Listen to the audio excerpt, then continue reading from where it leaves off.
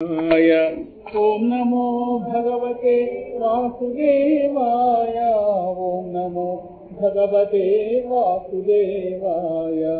ओम नमो भगवते वासुदेवाय। ओम नमो भगवते वासुदेवाय। ओम नमो भगवते वासुदेवाय। ओम नमो भगवते वासुदेवाय। ओम नमो भगवते वासुदेवाय। ओम नमो भगवते वासुदेवाय। ओम नमो भगवते वासुदेवाय। ओम नमो भगवते वासुदेवाय। ओम नमो भगवते वासुदेवाय। ओम नमो भगवते वासुदेवाय। ओम नमो भगवते वासुदेवाय। ओम नमो भगवते वासुदेवाय। हरिः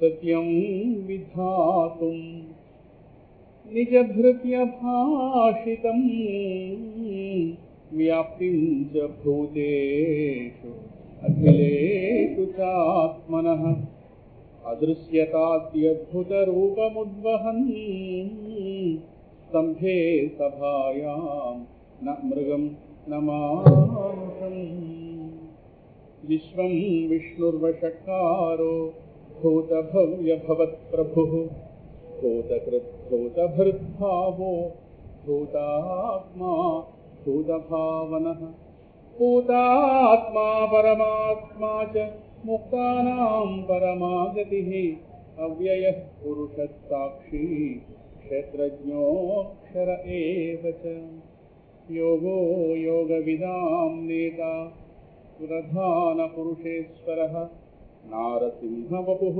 श्रीमान् केशवः पुरुषोत्तमः प्रह्लादवरद नरहरि नमो नमो दयानिधि प्रह्लादवरद नरहरि नमो नमो दयानिधि प्रह्लादवरद नरहरि नमो नमो दयानिधि प्रह्लादवरद नरहरि नमो नमो दयानिधि संसारकूपमतिघोरमगाधमूलं सम्प्राप्य दुःखशतसर्पसमाकुलस्य दीनस्य देवकृपया शरणागतस्य लक्ष्मीं नृसिंह मम देहि करावलम्बम् सहाय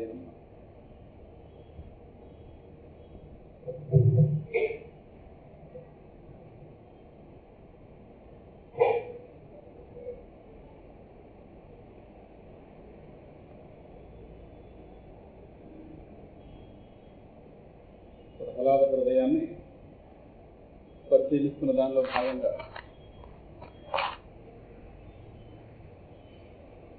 17 పాయింట్ల దాకా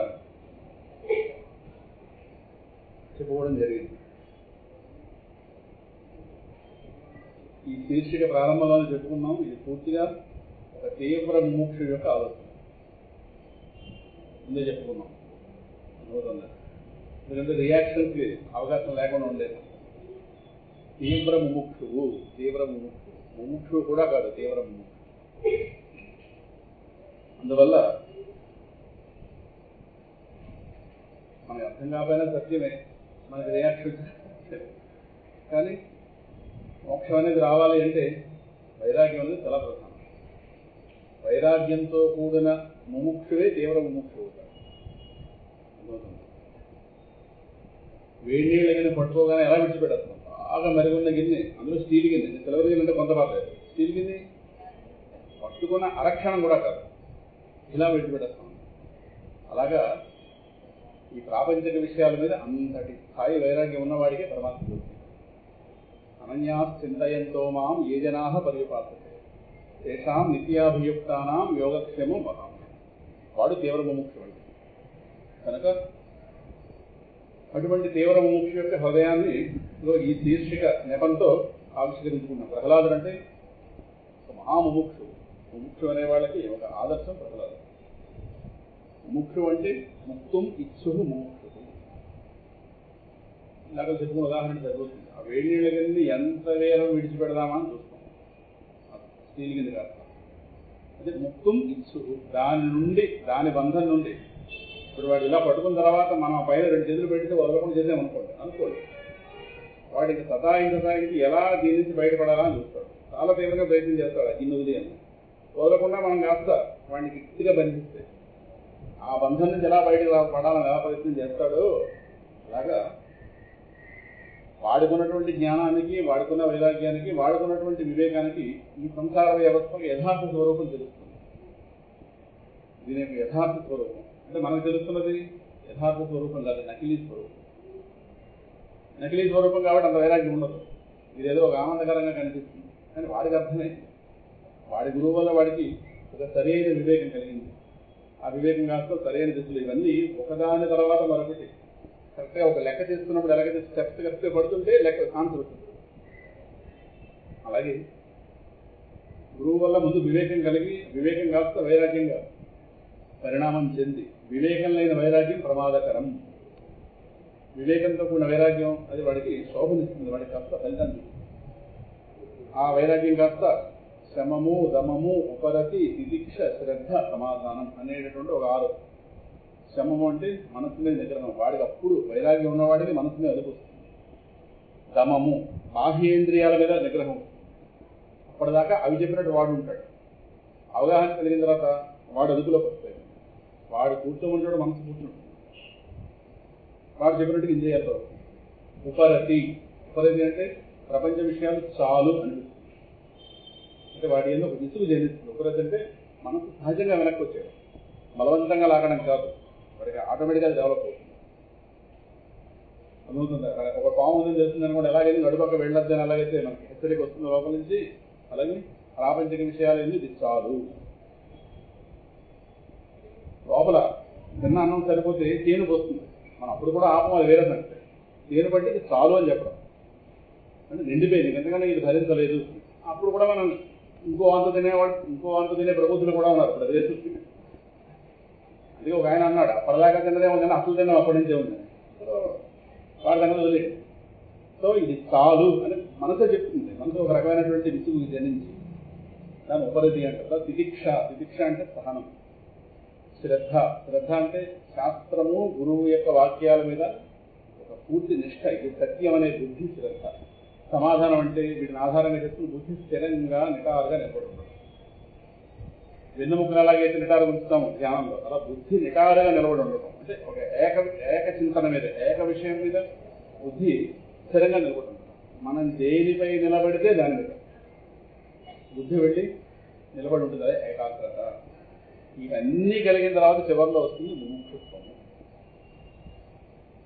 అంటే ఇప్పుడు చెప్పుకున్నది ఇందాకలాగైతే ఆ వేడి నీళ్ళకి ఎలాగైతే విడిచిపెట్టాలి అనేది, ఎలాగైతే వాడి చెయ్యి అక్కడ ఉండలేక ఎలాగైతే విడిచిదంగా ఎలా చూస్తుంటుందో, ఆ విధంగా ఈ వ్యవస్థ ఏంటో పూర్తి అర్థమైన వాడికి అప్పుడు దీని నుంచి ఎలా బయటపడుతుంది. ఆ ఒక్క ఆలోచన తప్పించి వాడికి ప్రపంచంలో మాకు ఆలోచన ఇది ఎలా పొందుదామని కానీ అదలా పొందుదామని కానీ, వాడికి ఉండే 2 ఆలోచనలు. ఈ సంసార బంధం నుంచి ఎలా బయటపడతాం, స్వరూపమైన భగవంతుని ఎలా పొందుతాం, ఇంకా 3వ ఆలోచన పడుతుంది. ఆ దశలో ఉన్నవాడికి మనం ఏది తీసుకెళ్ళి ఇచ్చినా వాడికి భారం. ఇది కొంచెం అర్థం అవడం కష్టం, వినాలి. ఇటుంటేనే పడుతుందండి. ఇటువంటి వాళ్ళు కూడా ఉంటారా భూమి మీద? వాళ్ళు ఉంటారో తెలియదు కానీ మనం ఆ విధంగా అయితేనే మోక్షం. మోక్షం అనే ద్వారానికి ప్రవేశం వైరాగ్యం. వైరాగ్యం అనే గేటు ద్వారానే మోక్షంలో ప్రవేశిస్తాం. అందువల్ల ఈ వైరాగ్యానికి ఈ అవగాహన అంతా కూడా, ఆ అవగాహన అటువంటి స్థాయిలో ఉన్నటువంటి వాడి యొక్క ఆలోచన విధానం ఎలా ఉంటుందనేది ఈ శీర్షిక ద్వారా మనం ఒక వివరణ ఇచ్చుకుంటూ కిందసారి 17వ పాయింట్ ఏదైతే ఉందో గాఢ నిద్ర గురించి చెప్పుకున్నాం కదా. మాకు అర్థమైంది ఇది నిద్రే కనుక, నిద్ర మనకి నిత్య వ్యవహారం కనుక, ఆ గాఢ నిద్రలోంచి ఇంట్లో వాళ్ళు కాస్త మేలు పొరుపుతుంటే అప్పుడు ఎలా ఉంటుంది? ఆనందం నుంచి బయటకు వస్తున్నప్పుడు, ఆనందం నుంచి బయటికి రాకపోతే వాళ్ళు ఊరుకోక వాళ్ళు సతాయిస్తుంటారు కదా. అటువంటి సమయంలో అప్పటిదాకా మనం ఉన్న స్థితి దేహరహితం, లోకరహితం. మన యొక్క సీక్రెట్ ఎక్కడుందంటే నిద్రలో ఉంది. మనం ఎక్స్ట్రాక్ట్ చేయాలి అంటే దీనిలోంచి మనల్ని మన యొక్క నిజస్వరూపాన్ని ఎక్స్ట్రాక్ట్ చేయాలి అంటే నిద్ర బట్టి ఆధారం చేస్తున్నాం. నిద్రలోనే మనకి సూటిగా దొరుకుతాం. మెలకువలో మనం అర్థమవుతున్న వాడిని ఒప్పుకోవాలి. అదే మహర్షి ఆయన జీవితం అంతా కూడా నిద్ర గురించి మాట్లాడారు. సుషుప్తి. ఎందుకంటే అక్కడ మనం ఏది కాదో దాన్ని విడిచిపెట్టిస్తాం, ఏదై ఉన్నామో అదిగా ఉన్నాం. ఎక్కడ? నిద్రలో, గాఢ నిద్రలో. జాగ్రత్త పట్టుకోండి, మనం ఏదై ఉన్నామో అదిగా ఉన్నాం, ఏది కాదో దాన్ని విడిచిపెట్టిస్తాం. ఏది కాదు? దేహం కాదు, లోకం కాదు. అందుకే దేహరహితంగా, లోకరహితంగా. దేహం వచ్చాక లోకం వస్తుంది, అందువల్ల దేహరహితంగా, ప్రపంచరహితంగా ఉన్నటువంటి ఆ స్థితి నుండి బయటకు వస్తున్నప్పుడు మళ్ళీ దేహం, ప్రపంచం వెయిటింగ్లో ఉన్నాయి మనకు. ట్రైన్లు కాస్త అవుటర్లో వెయిటింగ్లో ఉన్నట్టుగా ఆ స్థితి నుంచి మనం ఏదిగా ఉన్నామో అక్కడి నుంచి దాని నుంచి కొంచెం దూరంగా వస్తూ పైకి రాగానే ఈ రెండు కూడా వెయిట్. దేహం ఎక్కడికి పోదాం అంత మీద ఉంటుంది. మనకి దాని స్పృహ లేని స్థితి పొందాం. మనంగా మిగిలాం. ఓకే, మళ్ళీ వస్తున్న దశలో రెడీగా ఉంటుంది.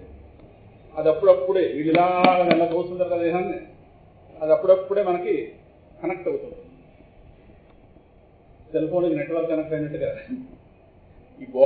ఈ బాడీ కనెక్ట్ అవుతుంది. ఆ దశలో అప్పటిదాకా పరిమితులు లేని వస్తువుగా ఉన్నాం.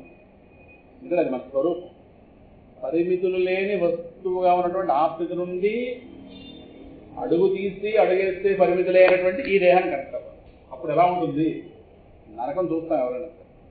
అందుకే నిద్ర లేవడం ఎవరికి ఆనందం కాదు, నిద్ర లేకపోవడం కూడా ఎవరికి ఆనందం కాదు. మాట అర్థమవుతుందా? నిద్ర లేకపోవడం ఆనందం కాదు, నిద్ర లేవడం కూడా ఆనందం కాదు. అది ఆ తర్వాత కాస్త మోహాలు వచ్చి మీద పడితే మళ్ళీ లేస్తాం, వేరే సంగతి. కానీ ఆ వస్తున్న ఆ క్షణం గురించి ఇక్కడ ఆలోచిస్తే ఆ దేహరహితంగా, ప్రపంచరహితంగా ఉన్నటువంటి ఆ స్థితి నుండి దేహాన్ని, ప్రపంచాన్ని అయిష్టంగా తగిలించుకునే స్థితి. అయిష్టంగా ఆ పదం అది.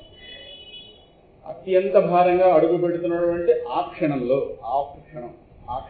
అందరికీ మహావైరాగ్యం ఉంటుంది. బుద్ధుడికి జీవితం మొత్తం ఎంత వైరాగ్యం ఉందో మనకి ఆ క్షణంలో వైరాగ్యం ఉంటుంది. అది మనకి ఆ క్షణం మాత్రం. తర్వాత మోహాల్లో పడతాం. బుద్ధుడు మాత్రం కొనసాగాడు వైరాగ్యం. సరేనా? కనుక ఆ క్షణంలో నీకు అప్పుడే తగులుకున్న ఈ దేహాన్ని, దేహం బట్టి దేహ సంబంధీకులు ఉంటారు కదా, వీళ్ళు వాళ్ళ ఇంట్లో వాళ్ళు, అక్కడి నుంచి కాస్త ప్రపంచం. ఇవన్నీ వన్ ఆఫ్టర్ వన్, ఓ మెట్టు తర్వాత ఓ మెట్టు లాగా. ముందు దేహ స్పృహ, దాన్ని బట్టి ఇంటి స్పృహ, దాన్ని బట్టి ప్రపంచం.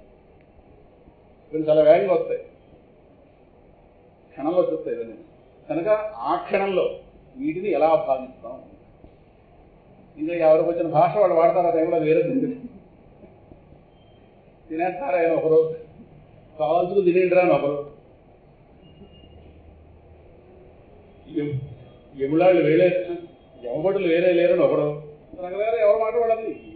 మనం ఏమనుకోమని లేవక తప్పదు కదా. మరి ఆ టైంలో ఒక్కొక్కరు ఒకలా కనిపిస్తారు. అదృష్టం. మొత్తం మీద అప్పుడు ఎలా భావిస్తామో ఈ దేహాన్ని, ఈ ప్రపంచాన్ని అనేది, ఆ క్షణం నువ్వు విట్టి భావనతో ఉన్నావో తీవ్ర ముముక్షమైన వాడు నిత్యం అదే భావంతో ఉంటాడు. నిత్యం, ఆల్ ద డే. బుద్ధుడిని చూస్తే తెలుస్తుంది వైరాగ్యంలో ఉంటుంది. ఒక వైరాగ్యమూర్తి, నిండైన వైరాగ్యమూర్తి బుద్ధుడు. కనుక అంటే పెద్ద మాటలు సుమా ఇవన్నీ రియాక్ట్ అవ్వద్దు, శీర్షికంగా చెప్పుకోక తప్పట్లేదు. దేహంతో మొదలైన సమస్య మీద ఒక అసహ్యభావన, అప్పుడే భగవంతుడి మీద ఆసక్తి పెడుతుంది. దీని మీద అసహ్యమే భగవంతుడి మీద ఆసక్తిగా మారుతుంది. కానీ సగంగా ఉంటే పరమాత్మ దొరకదు.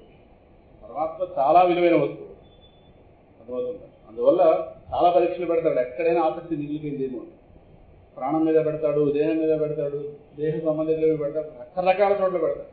ఇంద్ర పదవి మీద పెడతాడు, ఏమో దీని మీద ఏముందేమో, బ్రహ్మగారి పదవి ఆఫర్ చేస్తాడు ఆయన, ఇంకా ఇలాంటివి చాలా ఆఫర్ చేస్తాడు. కానీ ఎక్కడైనా సరే వీడు ఏమైనా ఉందేమో అని భూతతో పెట్టి విదేశాడు లోపల. ప్రహ్లాదుని అలాగే పెట్టాడు, మానసిక శోధన చేశాడు పూర్తిగా. ఎక్కడైనా ఏమైనా మిగిలిపోయిందేమో అని చెప్పి ఆయనంత వాడు కోరికలు ఆఫర్ చేస్తే ఎవరైనా కోరుకుంటాడు. అందువల్ల ఎవరో కోరుకుంటాడని పిల్లవాడిగా నేను కోరుకుంటాడేమో అనగానే ఈ పిల్లవాడు తిరిగి సమాధానం చెప్పాడు. ప్రహ్లాదుడు అంటే ఏదైనా వాడు కావాలంటే ఆయన సైడ్ అయిపోతాడు, అది ఇస్తాడు, కానీ ఈ భక్తుడు దానివల్ల మన పూర్ణత్వం ఉండదు. అందుకే వేదాంత శాస్త్రాన్ని పరిపూర్ణంగా పరిశోధించాలి, ఇప్పుడే అర్థమవుతుంది. తర్వాత అంటే అలాగే మనకు అర్థమైపోతుంది కనుక ఇప్పుడు వేరే చెప్పక్కర్లేదు. అందువల్ల అదే భావంతో ఉంటాడు కనుక ఒక రకమైనటువంటి దాన్ని ఏమంటారంటే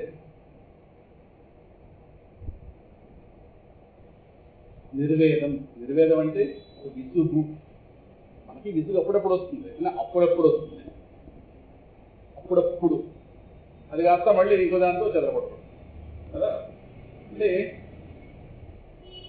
మనం కోరుకుంటున్న తృప్తి, నిత్య తృప్తి, ఈ నిత్య తృప్తి అనేటటువంటిది కలగనప్పుడు చుట్టూ ఇన్నింటి వల్ల ఏంటి ప్రయోజనం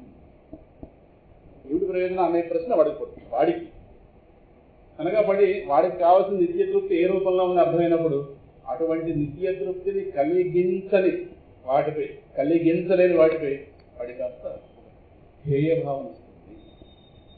అందుకే ఈ దశలోనే వాడు కాస్త సమాజానికి దూరంగా ఉండి డిఫరెంట్గా తెలుస్తారు.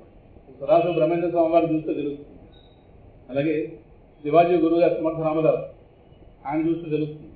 వాళ్ళు కాస్త దీని నుంచి దూరంగా పరిగెట్టి వెళ్ళి వాళ్ళకి కావాల్సిందైతే వాళ్ళు పొంది మళ్ళీ వచ్చి సమాజాన్ని పొంది అర్థమవుతుంది. మీకు చెప్పుకున్నాం కూడా, సదాశివ బ్రహ్మేంద్ర స్వామి వారి గురించి చెప్పాం.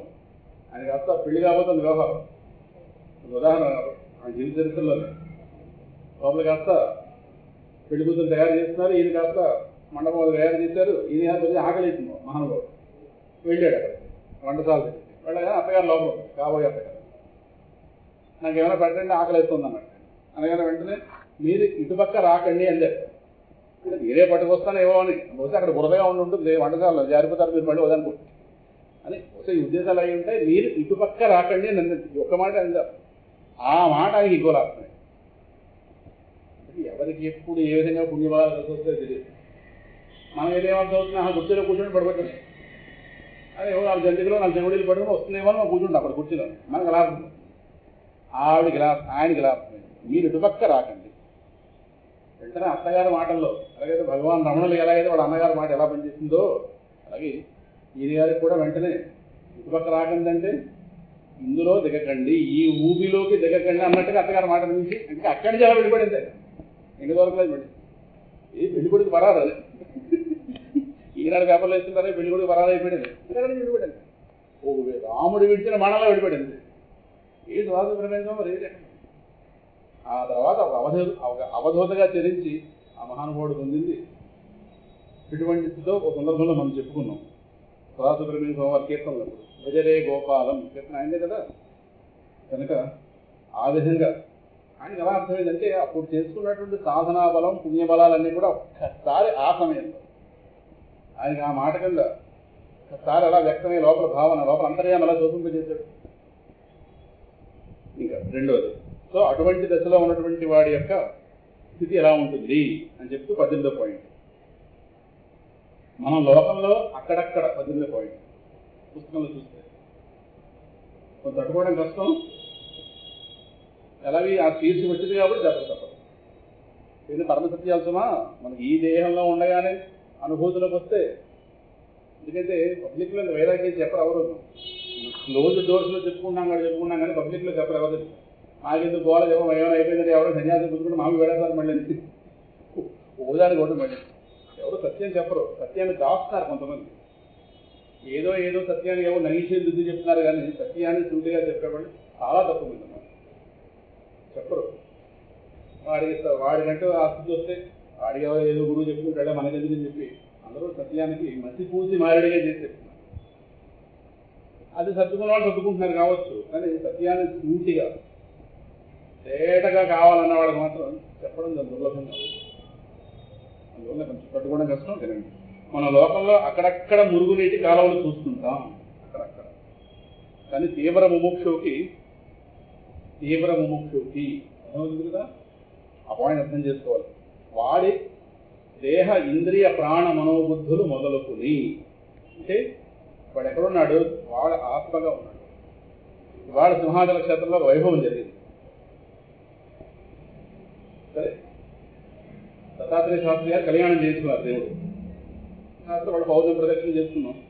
ఇవేమీ ఆనందం కలిగించలేదు, కానీ ఒకరికి అక్కడ సుమారు ఒక 45 నిమిషాల సేపు అనుకుంటాను సబ్జెక్టు బోధించడం జరిగింది. అక్కడ కలిగిన ఆనందం చాలా గట్టిగా మాట్లాడారు. ఇంకా మైక్ ఉన్నది, ఈ మైక్ కూడా చాలదేమో. స్వామి కళ్యాణ మండపంలో కూర్చుని కూర్చున్నాం. అలాగా కూర్చున్నప్పుడు ఈ పాయింట్ మాట్లాడి, దీనికి సంబంధించింది మాట్లాడి, ప్రదక్షిణ చేసినంత ఆనందం రాలేదు, గర్భగుడిలోకి వెళ్ళినంత ఆనందం రాలేదు, కళ్యాణం చేసినంత ఆనందం రాలేదు. ఫ్యాక్ట్ చెప్తున్నాను. స్వామి యొక్క స్వరూపం గురించి ఎప్పుడైతే మాట్లాడాము, నిజంగా అంత తెలిసి మీరు సులభ జరిగింది. ఆ విన్నవాళ్ళకి కాస్త కన్నీళ్ళు కూడా పెట్టుకున్నారు. అంటే వాళ్ళకి ఆ తృప్తి, ఆ స్థానం ఏదో వాళ్ళకి ఎంతో కొంత అందింది ఆ రక్షణ. అప్పుడు అనిపించింది, ఎన్నో ఉన్నాయి కావచ్చు, భగవత్ సంబంధమైన కర్మలు ఎన్నో ఉన్నాయి, కానీ ఆయన జ్ఞానాన్ని ప్రబోధించడానికి సమానమైన కర్మ మరొకటి లేదు. జ్ఞానంతోనే పని పూర్తి కావాలి. ఆ విన్న వ్యక్తి కూడా పెద్ద అసాధారణ వ్యక్తి కాదు, ఆవిడ ఆధ్యాత్మిక జ్ఞానం అంతంత మాత్రం, కానీ ఆవిడకు శ్రద్ధ మాత్రం ఉంది. ఎటువంటి పరిస్థితుల్లో ఉన్నా సరే ప్రతి నెల వచ్చి పూర్ణమి నాడు ప్రదక్షిణ చేస్తున్నారు, కొన్ని ఏళ్ళుగా చేసుకుంటున్నారు. ఆవిడ అదే శ్రద్ధ. అందుకన్నా బాబా ఆవిడకి నెల మొత్తం మీద మళ్ళీ ఇంక సమాధానాన్ని కనిపించడం ఆవిడ కుదరదు, ఆవిడకి రావాల్సి ఉంటుంది.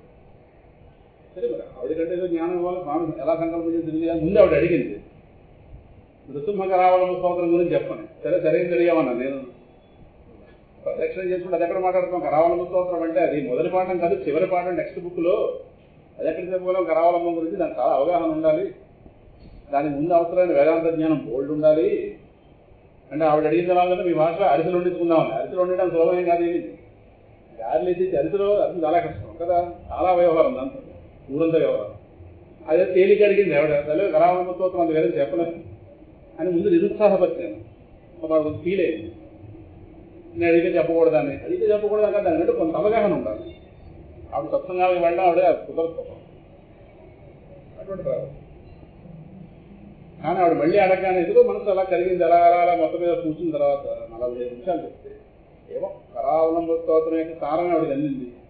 విషయం అర్థమైంది. నిలబెట్టుకుంటుందో లేదో తెలియదు, కానీ చెప్పడంలో నాకు తృప్తి. ఇన్ని కార్యక్రమాల్లో తృప్తి లేదు, జ్ఞానం బోధించడం వాళ్ళు నిండుగా వెళ్ళారు చెప్పుకుని చదివి. ఎందుకంటే జ్ఞానం దగ్గరే మనం టచ్ అవుతాం.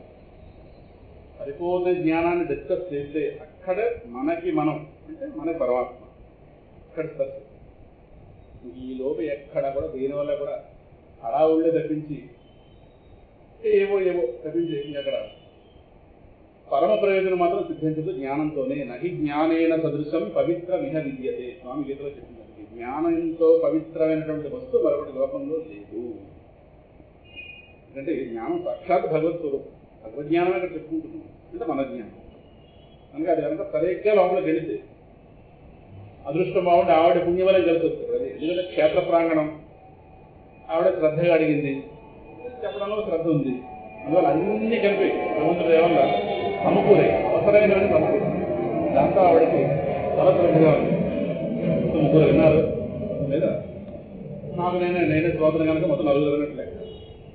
ఆ చెప్పడం కూడా చాలా ఏమిటో జ్ఞానం చెప్పడం చాలా తేలిగైపోయింది. మీరు టీ పెట్టడానికి తెలుగు అలా తేలిగేసి చెప్పబడిన విషయం చాలా లోతైన విషయం. చెప్పబడిన రీతి అల్లవోకగా మా అప్పారావు గారు యోగాసనాలు వేసినట్టుగా ఆయన శ్రమ పడక్కలేదు, పుస్తకం వెరిఫై చేసుకోవడం ఏమక్కలేదు, అలాగే అలా వేసేస్తారు. ఏమిటి సింహాసనాథుని ఎంత వైభవం ఇచ్చామని అందువల్ల సంతోషం వ్యక్తం చేసుకుని ఆత్మీయులు కాబట్టి మీతో ఆనందం పంచుకోవాలి. మొత్తం మీద చెప్పు పాయింట్ అది. అందువల్ల ఆ తీవ్ర మోక్షం అయిన వాడు చెప్పేది అదే. తీవ్ర మోక్షం అంటే వాడు ఆత్మ అనే స్థానంలో ఉంటాడు. వాడు ఎప్పుడైతే ఆత్మగా ఎక్కడైతే ఉన్నాడో వాడు కాని వాటిని వాడు చెప్తాడు. వాడు కానివి దేహము, ఇంద్రియాలు, ప్రాణం, మనస్సు, బుద్ధి, ఇది వాడు కాదని పరిపూర్ణ స్పష్టత.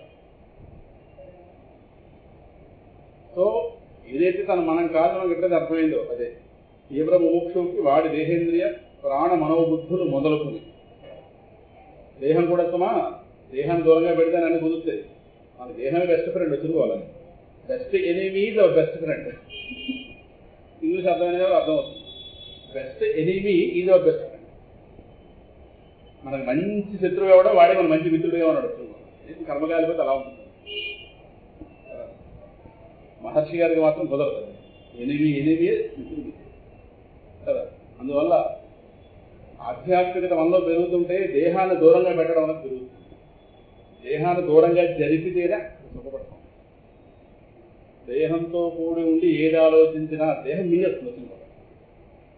అవుతుందా చెప్పబడుకోండి. దేహాన్ని దూరంగా జరుపుతుంటేనే ఆ దేహాన్ని దూరంగా జరిపే మాటలే మనకి క్షేమం.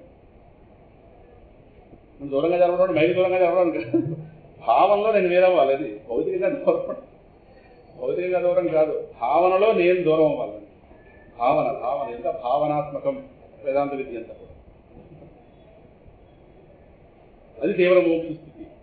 వాడి దేహేంద్రియ ప్రాణ మనోబుద్ధులు మొదలుకొని సరే. నెక్స్ట్ కాస్త మనకి ప్రీతి ఎక్కడుంది?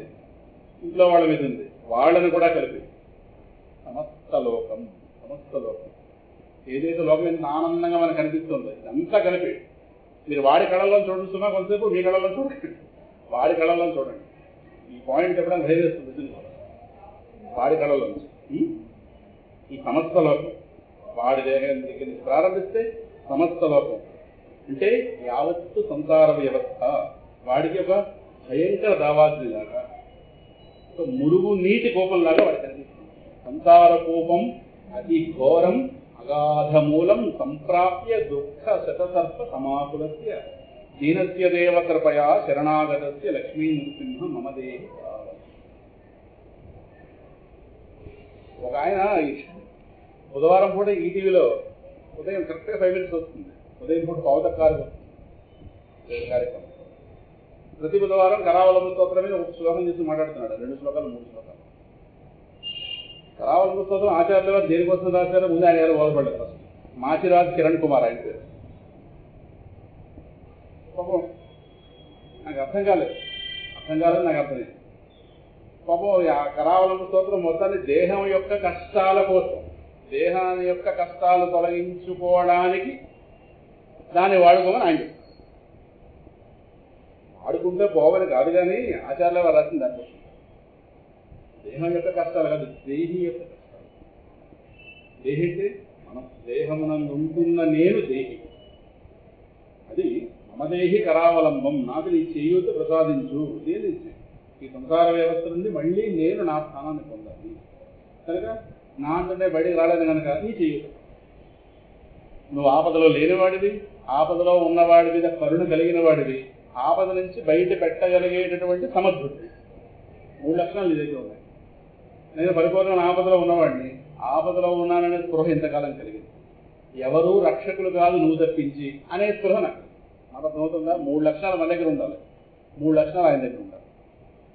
ఆపదలో ఉన్నాననే స్పృహ ఉంది, ఎవరూ రక్షకులు కాదు నువ్వు తప్పించి అన్న స్పృహ నా దగ్గర కనుక నేను శరణాగతి చేస్తున్నాను.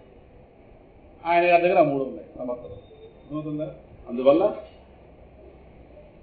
దేహి యొక్క నాకున్నటువంటి ఈ సంసార రూప ఆపద నుంచి నువ్వు రక్షించవచ్చు. అందుకోసం ఆచార్యుల వారు రాశారు. ఆ మహానువాడికి ఏమర్థమైందంటే దేహం యొక్క అనారోగ్యాలు మొత్తం ఇది ఈ కష్టాలు ఆ కష్టాలు. రుణ విమోచన కోసం నృసింహ స్తోత్రం ఉంటుంది. రుణ విమోచక నృసింహ స్తోత్రం కనుక నృసింహ స్వామి గారు తగ్గించాం కిందకి. తగ్గించి ఏవైతే వ్యవహార ఆపదలు ఉన్నాయి వీటిని బయటపడాలని చెప్పి ఉపయోగపడదని కాదు కానీ ఆయన లక్ష్యం అది. కానీ ఆయన గారు పాపం చెప్తున్నది అది మొత్తం మీద అలాగా నడుస్తుంది. కానీ కరావలంబ స్తోత్రం యొక్క పరమ లక్ష్యం ఆచార్యుల వారు చెప్పి నేను అవ్వాలి. నేను కానిదానే ఉన్నంత వరకు నాకు అవిశ్రాంతి మాట కదా. నేనైతేనే ముందు నా జ్ఞానం నాకు కలగాలి, నాకు సంబంధించిన విపరీత జ్ఞానం పోవాలి. ఈ అజ్ఞానము ప్లస్ విపరీత జ్ఞానం ఈ రెండింటికి కలిపి పేరు సంసారం. సంసారం అంటే ఇళ్ళు వాకిళ్ళు అద్దెలు స్లాబ్లు వేసుకోవడం అపార్ట్మెంట్లు ఇది కాదు. సంసారం అంటే కుటుంబ సభ్యులు ఇది కాదు నిర్వచనం. సంసారం అంటే అజ్ఞానము ప్లస్ విపరీత జ్ఞానం. నాకు సంబంధించిన అజ్ఞానం ప్లస్ నేను పడుతున్న విపరీత జ్ఞానం. ఈ రెండు కలిపితే సంసారం. దీని యొక్క ఆఫ్టర్ ఎఫెక్ట్స్ ఏవైతే ఉన్నాయో అది దీని కారణం చేత నాకు కాస్త జనన మరణ రూప ప్రవాహంలో పడవలసి వచ్చింది. ఆ జనన మరణ రూప ప్రవాహాన్ని సంస్కృతి అంటారు. ఆ సంస్కృతే సంస్కృతి అంటే ప్రవాహం. ఏంటి ప్రవాహం? నీటి ప్రవాహం కాదు, జనన మరణ ప్రవాహం. ఈ విపరీత జ్ఞానం ఉన్నంత వరకు కొత్త దేహాల యొక్క రాక ఆగదు. అవి ఇది నీళ్ళు ఎలాగైతే ప్రవహించి వెళ్ళిపోతుంటాయో జన్మ తర్వాత జన్మ, జన్మ తర్వాత జన్మ, జన్మ సచ్చుచు పుట్టుచు మరణ చెరిగిత చరవణులైన వారికి చిచ్చర పుట్టునే ప్రహ్లాదం అన్నమాట. వ్యవస్థది. సో అది సంసారం అంటే అందులో భాగంగా ఇవన్నీ ఎలా ఉంటుంది వేరే తనం. సో శంకర భగవత్పాదుల వారు ఖండించారు. సో నువ్వు నాకు చేయూతి ఇవ్వంటే నృసింహుడు ఎవరు? జ్ఞానస్వరూపం. నువ్వు నాకు చేయూతి ఇవ్వంటే నువ్వు నీ చేయూతి వల్ల నాకు కాస్త జ్ఞానం కలుగుతుంది. జ్ఞానస్వరూపుడైన నువ్వు నన్ను ఊబిలో పడిపోయిన వ్యక్తిని బయట ఉన్నవాడు ఎలాగైతే బయటకు లాగుతాడు, బలం ఉన్నవాడు, ఆ పడి ఉన్నవాడినే ప్రేమ ఉన్నవాడు, వీడి ఆపదలో లేనివాడు. 3 ఉండాలి లక్షణాలు. రక్షించేవాడికి 3 ఉంటాయి. ఇప్పుడు ఎవడో నూతిలో పడిపోయాడు అనుకోండి, మనం చూసిన వాడు ఎవరైనా ఎవడ రక్షించండి మనం ఏమంటాం? కూడా నేను రక్షించిపోయి నేను కూడా లోపలికి వచ్చేస్తానేమో, ఇంకోటి ఎవడో పిలుస్తాం. మనం సమర్థనం కాదు. వాడు ఆపదలో ఉన్నాడని తెలుసు, వాడికి మనకు ప్రేమ ఉంది, కానీ మన సమర్థనం కాదు. కనుక వాడిని పిలుస్తాం. కొద్ది బలవంతుడు వాడు నిజంగా మనం లాగేస్తాడు. వాడు అడుగుంటే వాడి అందుకే మనం చెయ్యము. స్వామిగా గొడవలేదు. ఆయన గారు కాస్త ఏ ఆపద లేనివాడు, రక్షించే స్వభావం ఉన్నవాడు, ప్రేమ ఉన్నవాడు, ఆపదలో ఉన్నవాడు. అది సంగతి. అందుకే ఇవన్నీ తెలిసే ఆచార్యుల వారు కాస్త ఆపద ఏంటో అర్థమైంది, రక్షకుడు ఎవరో అర్థమైంది. కనుక జ్ఞానస్వరూపుడమైన నీవు కాస్త నన్ను ఉద్ధరించవలసింది. ఏంటంటే అజ్ఞానం అనేటటువంటి ఈ ఊబి నుండి, అజ్ఞానం అనేటటువంటి ఈ కోపం నుండి. ఇది మురుగునీటి కోపము. మురుగునీటి ఇందులో ఉండడం క్షేమం కాదు. నేను బయటకు వెళ్ళిపోవాలి, నేను కాస్త నేను పొందాలి చెప్పి ఎలాగైతే డ్రైనేజ్ వాటర్ మీద పడితే ఎలా మీ పెళ్ళిళ్ళు కదా వెళ్తున్నప్పుడు డ్రైనేజ్ వాటర్ మీద పడి చేరలేదు. ఆటో వాడి కాస్త ఇలా గోతులు దింపాడు అనుకోండి, కొంచెం నీళ్ళు చీర తగిలితే ఆటో వాడి పెళ్ళి అయిపోతుంది అక్కడ కదా. సరిగా నడపడం రాలే, నీకు లైసెన్స్ ఎవడిచ్చాడు, ఇది మాటలు ఇది పోయి ఇది పెళ్లి దగ్గర చేరదు కదా కదా. మరి ఆ మాత్రం దానికి ఎంత గౌరవ పెడితే ఇదంతా వాడికి ఎలా అర్థమైంది? ఎవరికి? తీవ్ర ముముక్షు. కనుక వాడికి ఎలా కనిపిస్తుంటే ఒక మురుగునీటి కూపంలా కనిపిస్తుంది. భయంకర దావాగ్ని మీదకి వస్తుంటే తప్పించుకోవడానికి అవకాశం ఉండదు. దావాగ్ని అంటే 4 మూలల నుంచి కట్టచ్చు. ఓ పక్క దారి ఉంటే పారిపోవచ్చు, 4 మూలల నుంచి దాన్ని దావాగ్ని అంటారు. కనుక అలా కనిపిస్తుంటుంది. నీటికి వేరుపడి గట్టును పడి కొట్టుకుంటున్న చేపకి స్వాంతన కలిగించగలిగేది ఆ నీరే గాని ఈ ప్రపంచంలోనే ఆయా వైభవాలు కాదు కదా. ఇవాళ సింహాచల క్షేత్రంలో ఈ చేప గురించి మాట్లాడేస్తాం.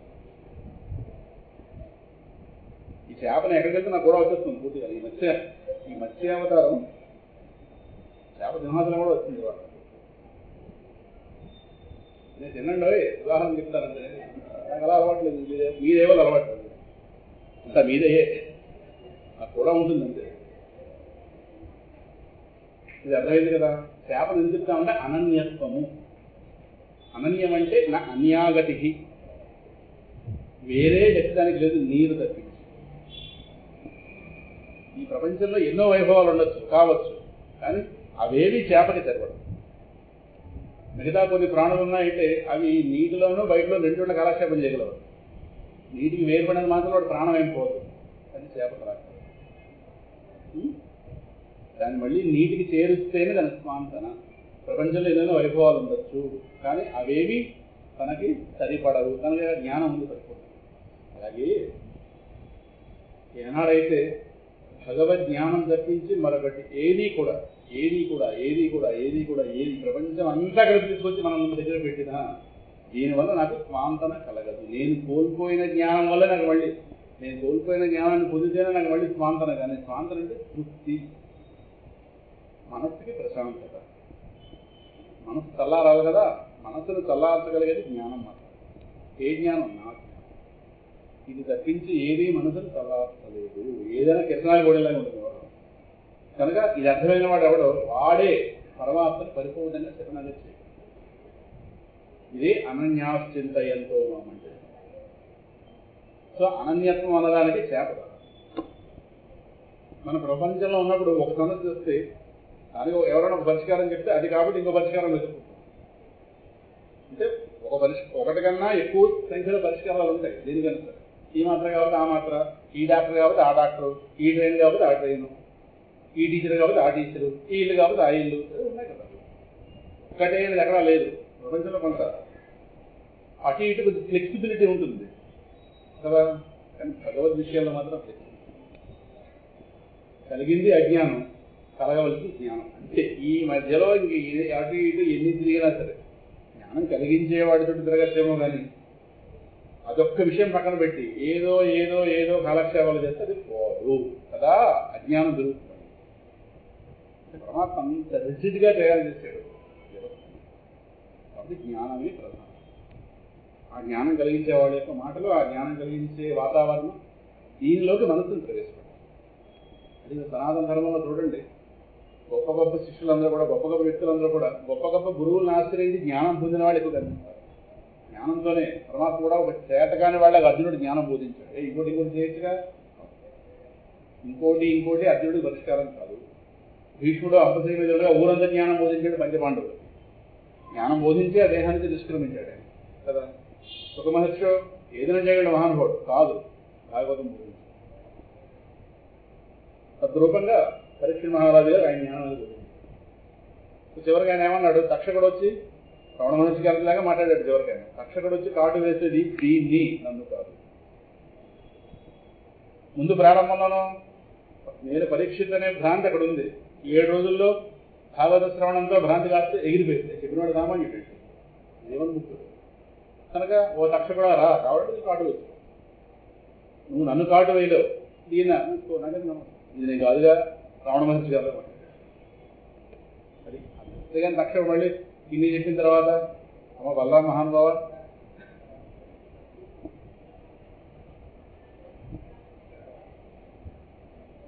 మాకు బలం వచ్చింది వాళ్ళకి, అప్పరగారు మనకి బలం వచ్చింది మళ్ళీ. ఎనాడైంది మహానుభావం చూసి ఆలోలైతే చాలా మంత్స్ టుగెదర్, నెలలైతే. ఆ మధ్య కూడా ఒక జ్ఞాపకం వచ్చారు ఎక్కడా మా ట్రైన్. ఈయన ఎక్కడ జ్ఞాపకం వచ్చారంటే ఎవరికి సంబంధం ఉన్న వాతావరణంలో జ్ఞాపకం వస్తారు. కాట్పాడి స్టేషన్లో మా రైలు ఇంజిన్ వాడైతే అక్కడ ఆగాం, అప్పుడు ఈ జ్ఞాపకం. పాపం ఎందుకంటే పాప డ్రైవర్లు దిగుతూ ఎక్కుతూ నానా గోళ పడుతున్నారు. అవును మాకు డ్రైవర్ ఉన్నాడు కదా, మా బలరాము పాపం ఇది ఇలా వస్తు పడుతుందా, ఇంజిన్ ఆగిపోతుంది. 4 గంటల ప్లాట్ఫామ్ మీద రాబులో పెట్టామంట. బెంగళూరు నుంచి వస్తున్నప్పుడు పాపం అప్పుడు ఈ జ్ఞాపకం. ఫోన్ చేద్దాం అనుకున్నాను కానీ నెంబర్ ఉంది చేయలేదు. అంటే ఆ ఇంజిన్ రిపేర్ అని చెప్తారేమో ఫోన్లో. మొత్తం మీద ఇంకో ఇంజిన్ పట్టుకొచ్చారు. అలాగా ఎవరి సందర్భంలో వాళ్ళు జ్ఞాపకం వస్తారు అంతే.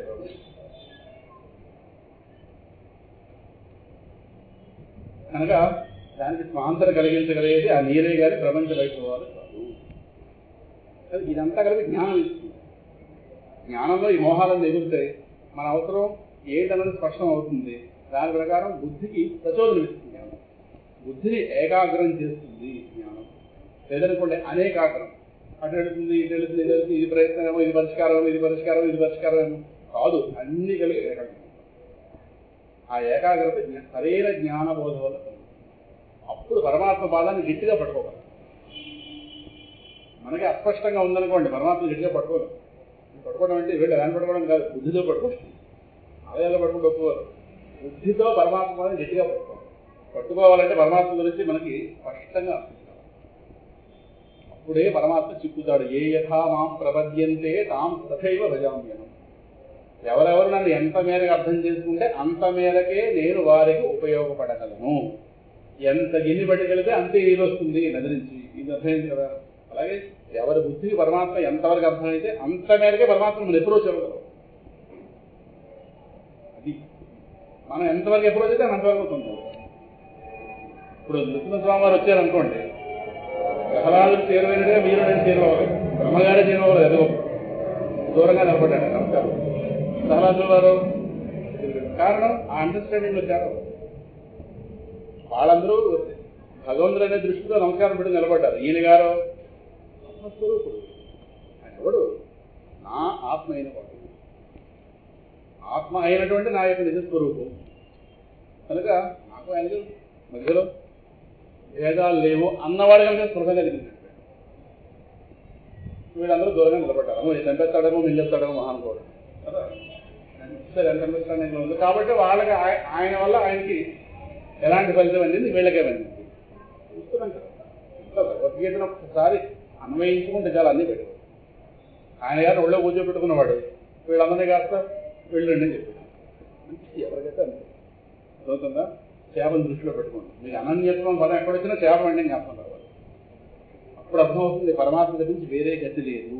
ఈ భావన వచ్చిన తర్వాత అప్పుడు మనం చేసే స్తోత్రం కావచ్చు, మనం చేసే ఏ భగవత్ కార్యమైనా దానికి శక్తి వస్తుంది. ఆ చేసేదాన్ని ఇంకా పూనికతో చేస్తాం, ఇంకా దృష్టి పెట్టి చేస్తాం, అది ఎక్కువ ఫలితం. అర్థమవుతుందా? వేరే ఎక్స్ట్రా కార్యక్రమాలు చేయక్కర్లేదు, చేసే దాని మీద ఎక్కువ దృష్టి భగవంతుడికి మనకు అర్థం కావాలి అని చెప్తూ తర్వాత ఇది ఒక తమాషా 19 ఇది మనం నచ్చదుగానే లేదండి, నచ్చనవే రాజ్యం, నచ్చని వాటిని నచ్చుకోవాలి తప్పదు, మనం బాగుపడాలంటే తప్పదు. నీ ఒకదాన్ని ద్వేషించినా కూడా అది మరొక రకమైన కోరికయే. ఇది చాలా లోతైన సైకాలజీ. చాలా మంది ఒప్పుకోగానే మొత్తం అంతా విన్నాక ఎందుకు ఒప్పుకోరో చూస్తాం. మనం ఒకదాన్ని ద్వేషించినా కూడా అది మరొక రకమైన కోరికే. ఉదాహరణ నిన్న దాకా మనం మాట్లాడిందే కదా, బాగా ఎండగా ఉందండి అని పదే పదే అదే పనిగా మనం అంటున్నామంటే అది పైకి ద్వేషిస్తున్నాం ఎండని. దాని అడుగున కోరిక ఏం కోరుతున్నాం? అది అలా లేనితనాన్ని మనం కావాలంటున్నట్లు కదా. కాదంటే కాదంటాం కానీ లేదు, కోరికే ద్వేషంగా బయటకు వస్తుంది. అదే పదే ఎవరు కనిపించినా ఎండ ఫోన్ ఇస్తే ఫోన్ తిప్పితే ఎవరు కనిపించినా ఎండ ఈజీగా పడుతుంది. నాకు తెలిసి సూర్యుడి వల్ల మనకు వచ్చిన వేడి కంట మన మాటల వల్ల ఎండ అయినా సూర్యుడు ఎక్కువ వేడైపోయింది.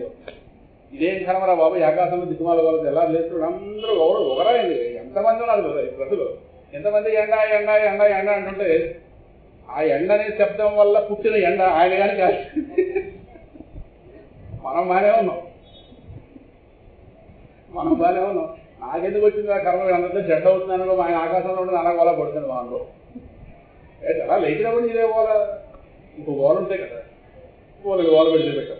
మొత్తం మీద అదే పనిగా ఒక దాని గురించి మాట్లాడుతున్నామంటే అది అలా లేనితనాన్ని మనం కావాలంటున్నట్టు లెక్క.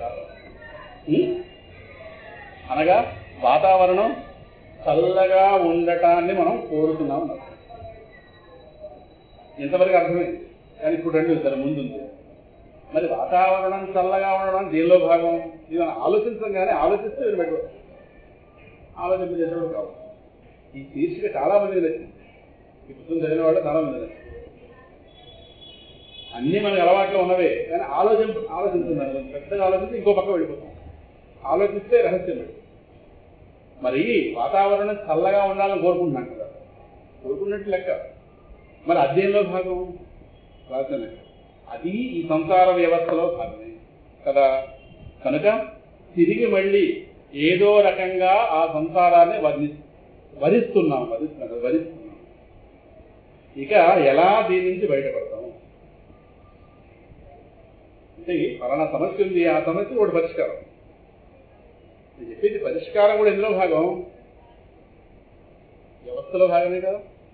వాతావరణం వేడిగా ఉండడం కావచ్చు, వాతావరణం చల్లగా ఉండడం కావచ్చు, వర్షం పడడం కావచ్చు, ఇంకోటి కావచ్చు, ప్రకృతిలో భాగమే. ఇవన్నీ దేని పెట్టి మాట్లాడుతున్నాం? దేహం పెట్టి మాట్లాడుతున్నాం. ఎండ ఎవరికి? దేహాన్ని. చల్లదనం ఎవరికి కావాలి? దేహాన్ని. కొంచెం చల్లదనం పెరిగిపోతే జలుబులు మళ్ళీ ఏమంటాం ఎండ వస్తే కూడా. శ్రీ సూర్య నారాయణ వేద పారాయణ లోక రక్తమని దైవచ్చి అంటాడు. మన కాస్త మొన్న దాకా తీశారు దైవ చూడమని అని మొత్తం మీద వచ్చిన స్తోత్రాలని మొత్తం వేస్తారు. ఇప్పుడు ఆయన ఏం రావాలి బయట, బట్టలు ఎండపోతే గోల, ఎన్ని గోలు. ఎండ ఉన్నప్పుడు బట్ట ఆరింది వేలే, ఫ్యాన్ కింద ఆరింది బాగుంటుంది. ఎండలో అయితే కమ్మగా ఎండుతుంది అండి. మళ్ళీ ఇవో మాటలు మళ్ళీ ఎన్నో ముచ్చట్లు. ఫ్యాన్ కింద వేయడం కూడా ఆడడమే, కానీ దానికి బట్టగా సువాసన రాదు. ఎండలో ఎండిన దానికి సువాసన కదా. ఇదో వ్యాఖ్యానం మళ్ళీ ఇంట్లో పనే ఉండి ఇవే వ్యాఖ్యానాలు అంతే.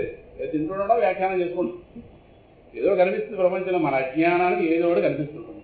కనిపించిందని వ్యాఖ్యానం చేస్తాం, అందులో వ్యాఖ్యానకర్తలమే కదా. అందువల్ల ఏంటంటే మరి ఇదెందులో భాగం, ఇది సంసార వ్యవస్థలో భాగమే. ఇందాకలు దాన్ని ద్వేషిస్తున్నాం, సంసార వ్యవస్థలో భాగమైన దాన్ని ద్వేషిస్తున్నాం. ఇది కోరుకుంటున్నాం, దానిలో భాగమైన దాన్ని కోరుకుంటున్నాం. అంటే దాని ఏదో రకంగా దానినే వరిస్తున్నాం కదా. ఒకరు ఈ లెవెల్లో దిగితే ఒకరు ఆ లెవెల్లో దిగుతున్నారు, ఒకే నిర్ణయం. అదే పనిగా దాన్నే వరిస్తుంటే అది ఎలా పోతుంది. ఇప్పుడు అదే సమయంలో ఒకవేళ ప్రహ్లాదుడు ఎలా మాట్లాడతారంటే రమణుడే ఎండ కాలిపోతుంది కదా, ఈ దుగురా నాకు ఈ దేహభ్రాంతి పెట్టావు అని మాట. మరి అది మాట పొరపాటు కూడా మాటను. ఎన్నిసార్లు అరుణాచలం వచ్చినా ఆ మాటను, నాకు ఎందుకు దేహభ్రాంతి పెట్టావు, దేహభ్రాంతి పెట్టగా నేను తిట్టాల్సి వస్తుంది, లేదు ఇంకో దానికి కోరుకోవాల్సి వస్తుంది. ఇవన్నీ దేహం యొక్క ఈ వేడి, చలువ, శీతము, ఉష్ణం రకరకాలు ఉన్నాయి. ఇవన్నీ ద్వంద్వములు, ఇవన్నీ కూడా దేహభ్రాంతి. లాభం, నష్టం, జయం, అపజయం, కీర్తి, ప్రతిష్టలు, అపకీర్తి ఉన్నాయి కదా. మొత్తం ఇవన్నీ దేని పెట్టి దేహం. ఈ దేహంతో నాకు నేను అని బుద్ధి పెట్టు. మరి దీనికోసం నేను అడగవలసి వస్తుంది, ఉద్దనాల్సి వస్తుంది. ఈ గోలంతా దీనికోసం. సో నీకు నాకు మధ్యలో అడ్డుగా ఉన్నది దేహభ్రాంతి. దేహము నేననే భ్రాంతి అడ్డుగా ఉంది. ఎందుకు పెట్టేది ఇది, దీనికి బయట రాగచ్చుగా అని మాట్లాడితే అప్పుడు యావత్తు సంసార వ్యవస్థ తన్ని అవతల పడింది. అలా కాకుండా ఎండ ఎక్కువ ఉంది, వాన ఎక్కువ ఉంది, ఇది మాట్లాడుతున్నాం అనుకోండి, తిరిగి దాన్నే వరిస్తున్నాం. మళ్ళీ అర్థమైందా? తిరిగి దాన్నే వరిస్తే కామెంట్ ఎలా పోతుంది? నచ్చలేదు కదా, తప్పు నచ్చింది కాబట్టి రాసింది. మీకు నచ్చినా నచ్చకపోయినా సామాన్య వారికి నచ్చింది, అది ప్రమాణం. అర్థమైందా? అందువల్ల కింద రాసిన 2 హెచ్చరికలు, ఆ 2 హెచ్చరికలు చాలా మందికి నచ్చాయి. కొంచెం డేర్ చేస్తే వెళ్ళాం ఈ పుస్తకంలో ముందుకి. నీవు ద్వేషిస్తే ద్వేషించు, యావత్తు సంసార వ్యవస్థను ద్వేషించు, కోరుకుంటే కోరుకో, యావత్తు సంసార వ్యవస్థ యొక్క నాశనాన్ని కోరుకో. సంసార వ్యవస్థను గుర్తుపెట్టుకుంటే అజ్ఞాన విపరీత జ్ఞానం సుమా. వీళ్ళు వాళ్ళు భావాన్ని కోరుకోవడం కదా. అజ్ఞాన విపరీత జ్ఞానం. ద్వేషిస్తే ద్వేషించి యావత్తు సంసార వ్యవస్థ. కానీ ఇందాక మనం ద్వేషిస్తున్నది ఎండను మాత్రమే, చల్లదనాన్ని కాదు. అవుతుందా? తను మిగిలిపోయింది మళ్ళీ. అలాగే కోరుకుంటే కోరుకో, యావత్తు సంసార వ్యవస్థ యొక్క నాశనాన్ని కోరుకుంటున్నాం. దేని కోరుతున్నాం? మళ్ళీ సంసారంలో భాగమైందని. ఇదే లోపల మనం ఏది కోరుదాం పరమాత్మ చూస్తాడు పొద్దున పెట్టి. వీళ్ళు ప్రపంచంలో భాగమైంది అడుగుతున్నారా, ప్రపంచాతీత వస్తువుని అడుగుతున్నారా? లోపల పరమాత్మ ప్రతిక్షణం గ్రద్ద కన్ను ఏగల ఐ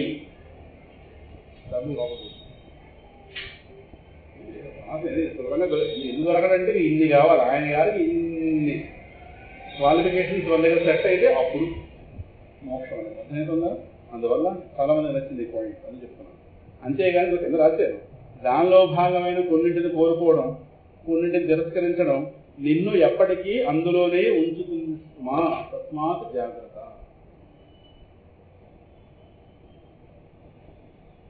ఏదో రీతిలో దీనికే మళ్ళీ ఇప్పుడు మనం ఒకటి ఇటుపక్క కొట్టి ఇటుపక్క కాస్తే ఎంత మంచి వాళ్ళు అన్నాడు అనుకోండి, ఇలా కాస్తారు. వాడు కొట్టినట్టే తీసినట్ట, మనం పోయినట్ట. లాగిపెట్టి ఓ పక్క కొట్టి ఇంకో పక్క అయ్యో తగిలిందా అని చెప్పి ఏదో అమృతాన్ని చేశాడు అనుకోండి, ఎంత మంచి వాళ్ళు.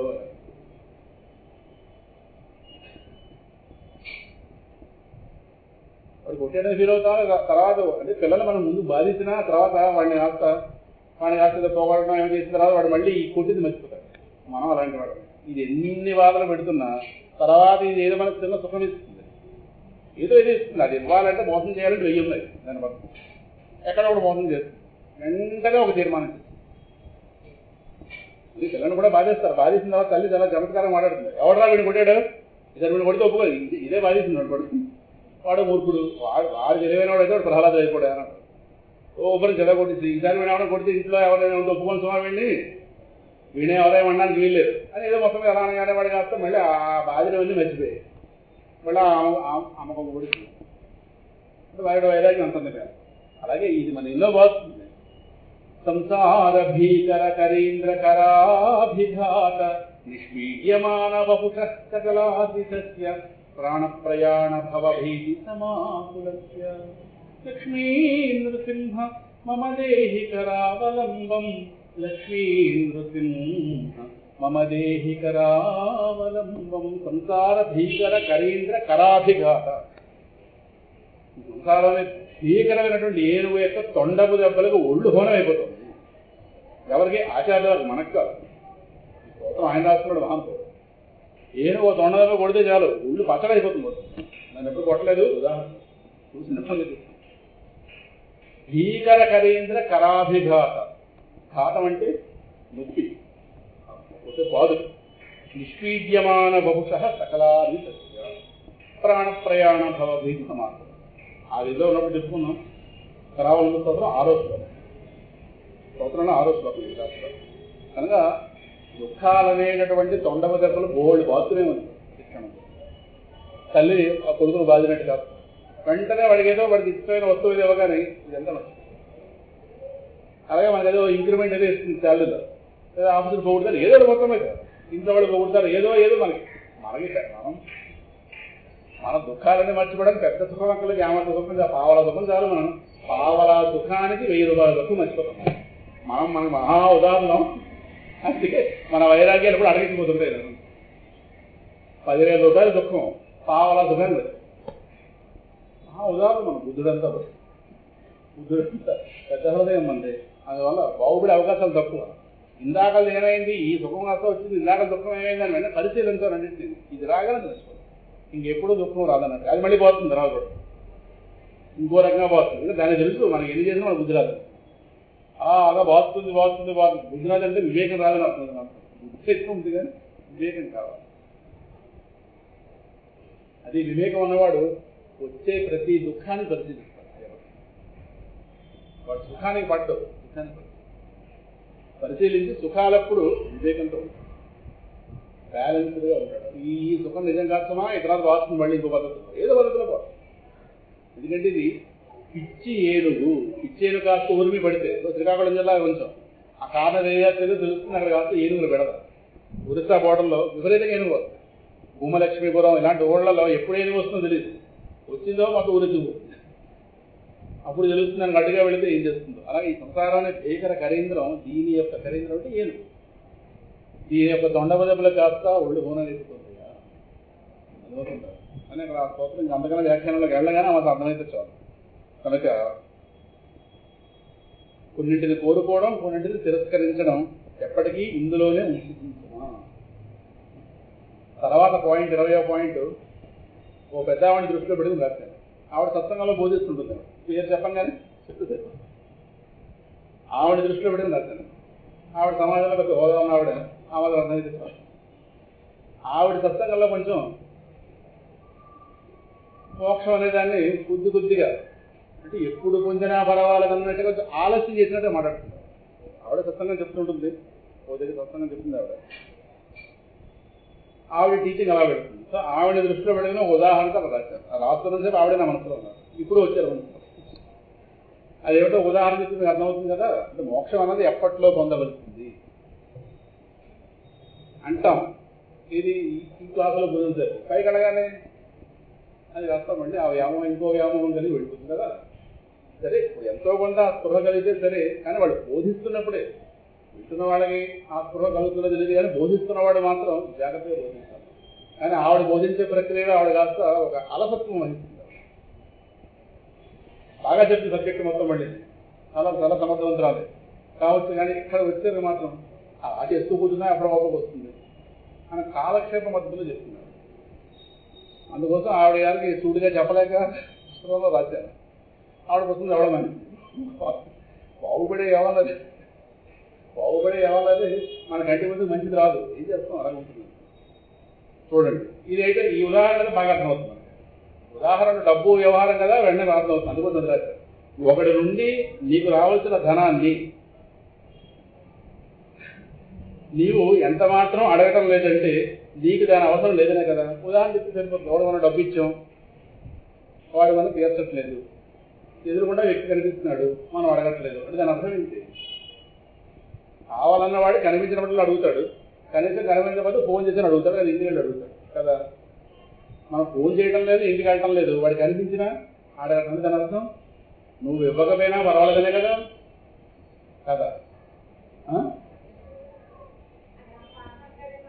బాధపడతాడంటే జనంలో వాడు ఇవ్వడం ఇంకా అది మనకు కావాలా వద్దా?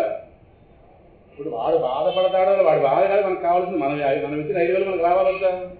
ఇప్పుడు వడ్డీ కాదు మామూలుగా ఇచ్చాం, వాడు మళ్ళీ ఇవ్వాలా? వాడు అన్న టైంకి 2 ఏళ్ళు దాటింది, మన ఇల్లు కూడా తిరుగుతాను జనాలు ఇస్తే అండో అండో. అప్పుడు లోపల ఏడు కాదు, కనీసం మనం లోపల కూడా ఏది అనుకోకుండా మనం కాలక్షేపం చేస్తున్నాం అనుకోండి, అంటే వాడి ఫ్రీగా ఇచ్చినట్టే కదా. అనండి, ఫ్రీగా వితరణ చేసి అంతే కదా. కనీసం లోపల కూడా ఏమనుకోకుండా ఏంటి వీడు అండో అండి, వీడిని అడగాలా, ఏంటి ఏదైనా వీడికి బోధపరచాలా, వీడికి జ్ఞాపకం చేయాలా అని కూడా అనుకోకుండా అసలు ఏమి ఇవ్వని వాళ్ళలా మనం ఉన్నాం కూడా మహా వితరుడు బలిచక్రవర్తి లేదు. అదే ఎంత మాత్రం అడగటం లేదంటే దాని అవసరం లేదనే కదా, అంతే కదా. అది లేనితనానికి అది రహస్యం, అనగా ఆ ధనం లేనితనానికి నీవు సర్దుకుపోయావని అర్థం. అది లేకపోయినా పర్వాలేదు బాబు అని అంటున్నట్టు లెక్క. నోటితో అన్నామని కాదు, మన నుంచి ఏ రియాక్షన్ లేనప్పుడు ఎదురు లెక్క కదా అమ్మయ్య. అలాగే నీవు మోక్షాన్ని, ఇప్పుడు రండి, మోక్షాన్ని అప్పుడప్పుడు అడగటం. ఎప్పట్లో ఏమొస్తుంది నువ్వే అన్న ఆవిడంటుంది, అందుకోసం రాశాను. ఎప్పట్లో ఏమొస్తుంది మనకేమొస్తుందండి అని అంటుండటం.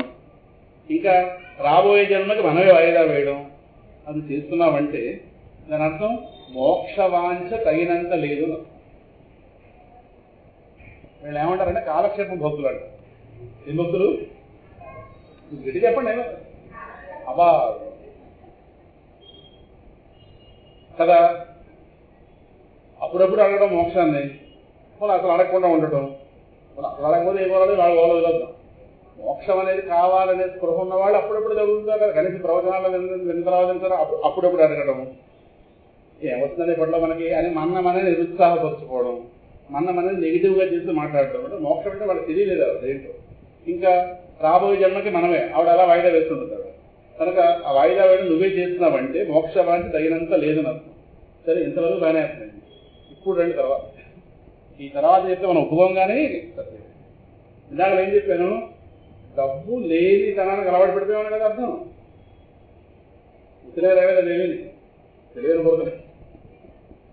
ఆ 5,000 లేని తనాన్ని మనం అడ్జస్ట్ చేయటం. ఆ 5,000 లేకపోయినా మనం ఇక్కడ సుఖంగా ఉన్నాం, అంతే కదా. నిజంగా మనకి 5,000 అయితే గడవలేదు అనుకోండి, వాడు లోపల షర్ట్ పడుకుంటాం. అది లేకపోతే గడవదు అని ఎప్పుడైతే అన్నామో డెఫినెట్గా వాడుతుంది. ఇస్తావా ఇవ్వా ఏంటి సంగతి ఎంత చూడాలని అడగరా కదా. మోక్షాన్ని ఈ విధంగా పోస్ట్ పోన్ చేస్తున్నామంటే దీనివల్ల ఒక నష్టం ఉంది చూడండి.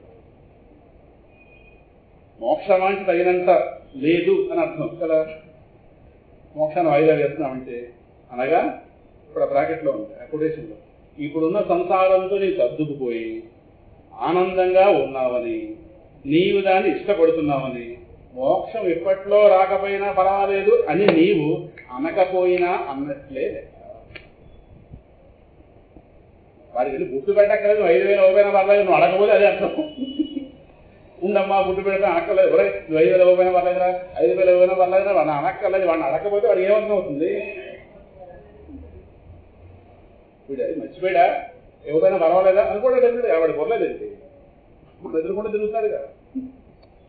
అలాగే పరమాత్మను అడగట్లేదు అనుకోండి, అప్పుడెప్పుడు అడగడం, ఏమొస్తుంది మనమే అనడం, పోస్ట్ పోయి చేయడం, ఇవ్వకపోయినా పర్లేదు అనడం, ఇలాంటి మాటలు మాట్లాడండి మనకి. అంటే ఇక్కడ మనం అడ్జస్ట్ అయిపోయినా కదా. ఇదేం అడ్జస్ట్ చేయటం, జన్మలెక్కలంలో అడ్జస్ట్ చేయటం.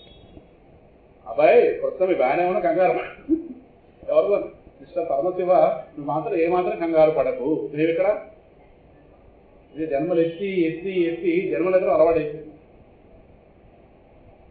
జన్మలు ఎత్తి ఎత్తి ఎత్తి జన్మలెక్కడం అలవాటు అయిపోయింది. అందువల్ల నువ్వేం కంగారు పడక్కర్లేదు అని అనకుండా అనడం. ఇది నోడుతో అంటామని కాదు, మనం అదే పని అడగకపోతే ఆయన ఎలా తీసుకుంటాడు లోపల. నచ్చలేదు, నచ్చకపోయినా సత్యం. మీ ముందే చెప్పాను, ఈ శీర్షికలో ఏది మనం నచ్చదు, నచ్చుకోవాలి. పెళ్లి కూతురు పెద్ద బాగోలేదంటే తప్పదు మరి ఏదో మరి ఎంతకన్నా ఏమొస్తే ఎందుకంటే తిరుగుతుంది సంబంధాలు అలా చేసింది అన్నాం కదా, అలా నచ్చుకోండి తప్పదు. కనుక ఈ సంసారంతో సర్దుకుపోయి నిజంగానే సర్దుకోలేదు అనుకోండి, దీంతో నాలో రియాక్షన్ నిజంగా నాకు నా వైరాగ్యం ఉందనుకోండి, ఆయన మోక్షం అడగకుండా ఎలా ఉంటాను? ఆయన అడగటం లేదు అంటే ఇక్కడ ఎగ్జిస్ట్ అయిపోయారు. ఇంకా దీంతో నేను ఆనందంగా ఉన్నాను. ఇక్కడ కనుక నాకు దుఃఖం తెలుస్తుంటే ఆయన అడగకుండా ఉండలేను మోక్షాన్ని. ఈ ఏవైతే సుఖాలు వస్తున్నాయో వీటి యొక్క మోహంలో పడిపోయాను. ఇవి నిజమైన ఆనందంలో భ్రమలో ఉన్నాను కనుక ఆయన గారు నిజమైన ఆనందం అడగట్లేదు.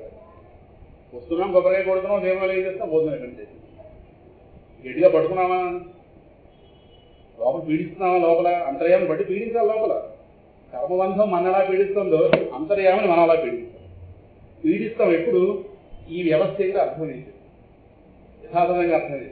కానీ ఇది వేస్తున్న సుఖాలు అనేటటువంటి బిస్కెట్లకి పడిపోతుంది. ఇవి నిజమైన ఆనందాలు అనుకున్నప్పుడు ఆయన గారు నిజమైన ఆనందం అడగలేదు.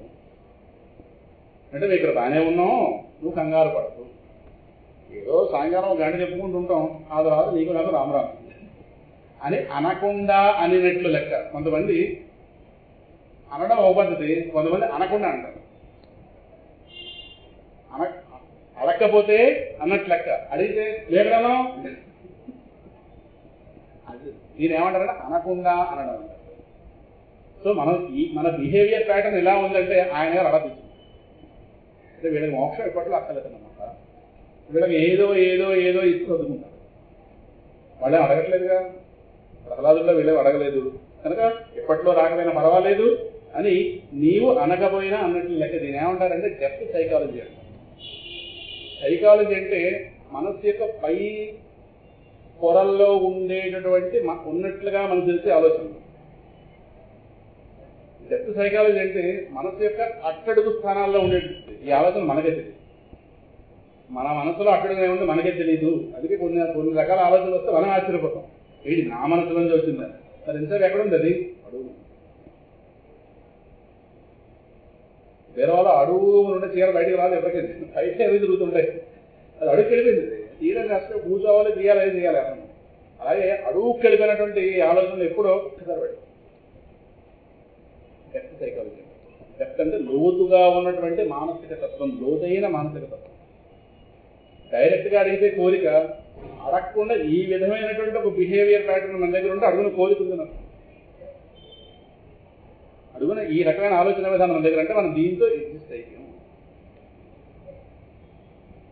దీంతో ఎగ్జిస్ట్ అయిపోయిన అన్నవాడు మోక్షం అడగలేదు. ఎగ్జిస్ట్ అయిపోయాం కాబట్టి దీంతో మనం తృప్తిగా ఉన్నాం కాబట్టి, అంటే నిండైన తృప్తి కాదు, ఇది ఆ మాత్రం పెట్టి బిస్కెట్లకే పడిపోతున్నాం. ఇదే జీవితం అనుకుంటున్నాం, ఏ సత్యం అనుకుంటున్నా, ఇది చావడం పుట్టడం రావడం ఇలా వెళ్ళిపోతున్నాం అంతే. దీని గురించి ఆలోచించడమనో ఆలోచింపజేసే వాళ్ళతో మన ఆలోచన కలపడమో లేదు. అందువల్ల భగవంతుడు ఏం కోరుకోవాలో, పరమ ప్రయోజనం ఏం కోరుకోవాలో, అసలు పరమాత్మ ఎలా వేరుపడ్డామో స్పృహ లేదు, మళ్ళీ ఎలా చేరు అవ్వాలనేది స్పృహ లేదు. ఈ మధ్యలో ఇది పెట్టేటువంటి మోహాలు ఏవైతే ఉన్నాయో ఈ మోహాలు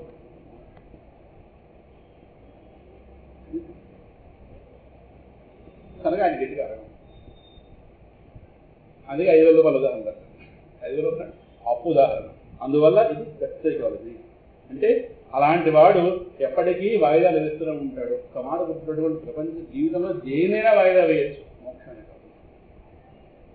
కానీ మోక్షాన్ని వాయిదా వేసేటటువంటి రీతిలో ప్రవచనాలు జరుగుతున్నాయి. చాలా పెద్దవాడు, చాలా పెద్దవాడు, సోకాళ్ళు పెద్దవాడు సమాజంలో ఇవాళ ఎవరైతే ఉన్నారో ఆడవాళ్ళు కూడా మోక్షం ఇప్పుడే పొందాలనే స్పృహ వాళ్ళు కలిగించారు. 2.5 గంటలు మాట్లాడతారు మళ్ళీ చివరి దాకా. ఈ గ్రంథం ఆ గ్రంథం ఎంత పోతే ఈ స్పృహ పెరగదు. ఈ స్పృహ పెరగనప్పుడు వాళ్ళు ఎందుకు చెప్తే అవడానికి కావాలి. వాళ్ళ బుర్రలో ఉన్న జ్ఞానం అంతా మన బుర్రలోకి వెళ్ళిపోదు, వెళ్ళక్కర్లేదు కూడా. ఈ ప్రపంచంలో అందరికీ అన్నీ తెలియక్కర్లేదు.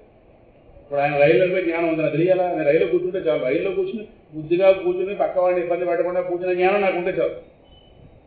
ఆయన స్థానంలోకి నేను వెళ్ళకూడదు, నా స్థానంలోకి ఆయన రాకూడదు. అందరికీ అన్ని జ్ఞానాలు ప్రపంచంలో ఉండక్కర్లేదు.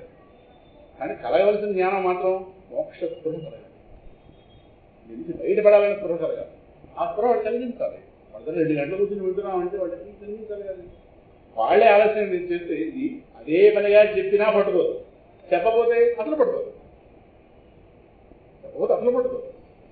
రిపీటెడ్గా చెప్తేనే కనీసం ఒకటికైనా పడుతుంది ఆ ఆయుధం మొత్తం మీద. ఏదో ఎంతో కొంత పుణ్యబలం కలిగించిన వాళ్ళు. వాడు అసలు చెప్పకపోతే వాళ్ళ గురించి రాముడు అలా వెళ్ళాడు, సీత అలా వచ్చింది, లక్ష్మణుడు అలా వెళ్ళి ఈ కథ మనకి ఎందుకు, నా సంగతి ఏంటి, మహర్షి ఇంతే మాట్లాడతారు.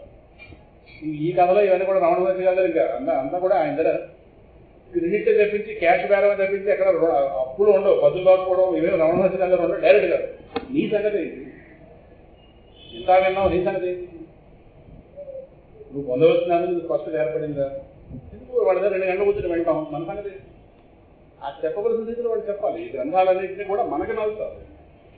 వాల్మీకి తన ప్రజ్ఞ ప్రదర్శించడానికి రామాయణం రాయలేదు, రాముడి యొక్క క్యారెక్టర్ బట్టి మనం వలుసుకోవడానికి రామాయణం రాశాడు. అంతేగాని ఆయన గురించి యూట్యూబ్లో పెడతారనో ఆయన గురించి వాట్సాప్లో పెట్టుకుంటారనో వాల్మీకి రామాయణం రాయలేదు.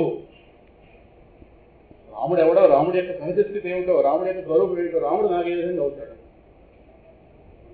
ఇది చెప్పడం కోసం, రాముడి యొక్క జ్ఞానాన్ని ఇవ్వడం కోసం రామాయణం రాశాడు. కానీ ఏదో ఏదో ఏదో ఏదో ఏదో ఏదో జ్ఞానాలు ఏం చెప్తుంది, నా గురించి నాకు సూటిగా చెప్పాలి కదా. వాళ్ళే చెప్పకపోతే వాయిదాలు వేసిస్తాను. ఇప్పుడు రాబోయే దేహాలు ఎటువంటి ఉంటాయో అక్కడ ఏ అవకాశం ఉంటుందో ఉండదో ఏం చెప్తాం. ఇప్పుడు పొందవలసిన వస్తువు అని ప్రతి క్షణం అనుకుంటే ఏదో క్షణం వస్తుంది. అది ఈ క్షణం పొందవలసిన వస్తువు అని ప్రతి క్షణం అనుకుంటే ఏదో క్షణం వస్తుంది. ఈ మాట రాదు జ్ఞాపకం పెట్టి. అదొక్కటి పోస్ట్ పోన్ చేస్తే బ్రతుకులో ఏది పోస్ట్ పోన్ చేయం. మళ్ళీ ఇది ఒక్కటి మాత్రం పోస్ట్ పోన్ కదా, నచ్చలేదు మాట, తప్పదు తప్పదు. అందుకే చెప్తున్నాను, ఇది ఒక మహాభక్తుడి యొక్క ఆవేదన. ఇది వాళ్ళు అలాగే ఆలోచిస్తారు. చేప అరక్షణం కూడా వెయిట్ చేయడానికి నీళ్ళలోకి వెళ్ళే అవకాశం దొరికితే అరక్షణం కూడా వెయిట్ చేయదు. పక్క చేపలతో వ్యవహారం పెట్టుకోవడం, ఈ చేప ఎలా ఉంది, ఆ చేప చూడలేదు, అది దొరికితే నీళ్ళలో కలుస్తారు. దాని ప్రాణం నిలబడాలి కదా, నీళ్ళలోకి వెళ్ళక చూస్తుందేమో. అది నేను జ్ఞానం పొందడం, నా జ్ఞానం నేను పొందడం నా ముందు నా ప్రథమ కర్తవ్యం. ముందు అది నాకు నిశ్చితత్వం ఇస్తుంది.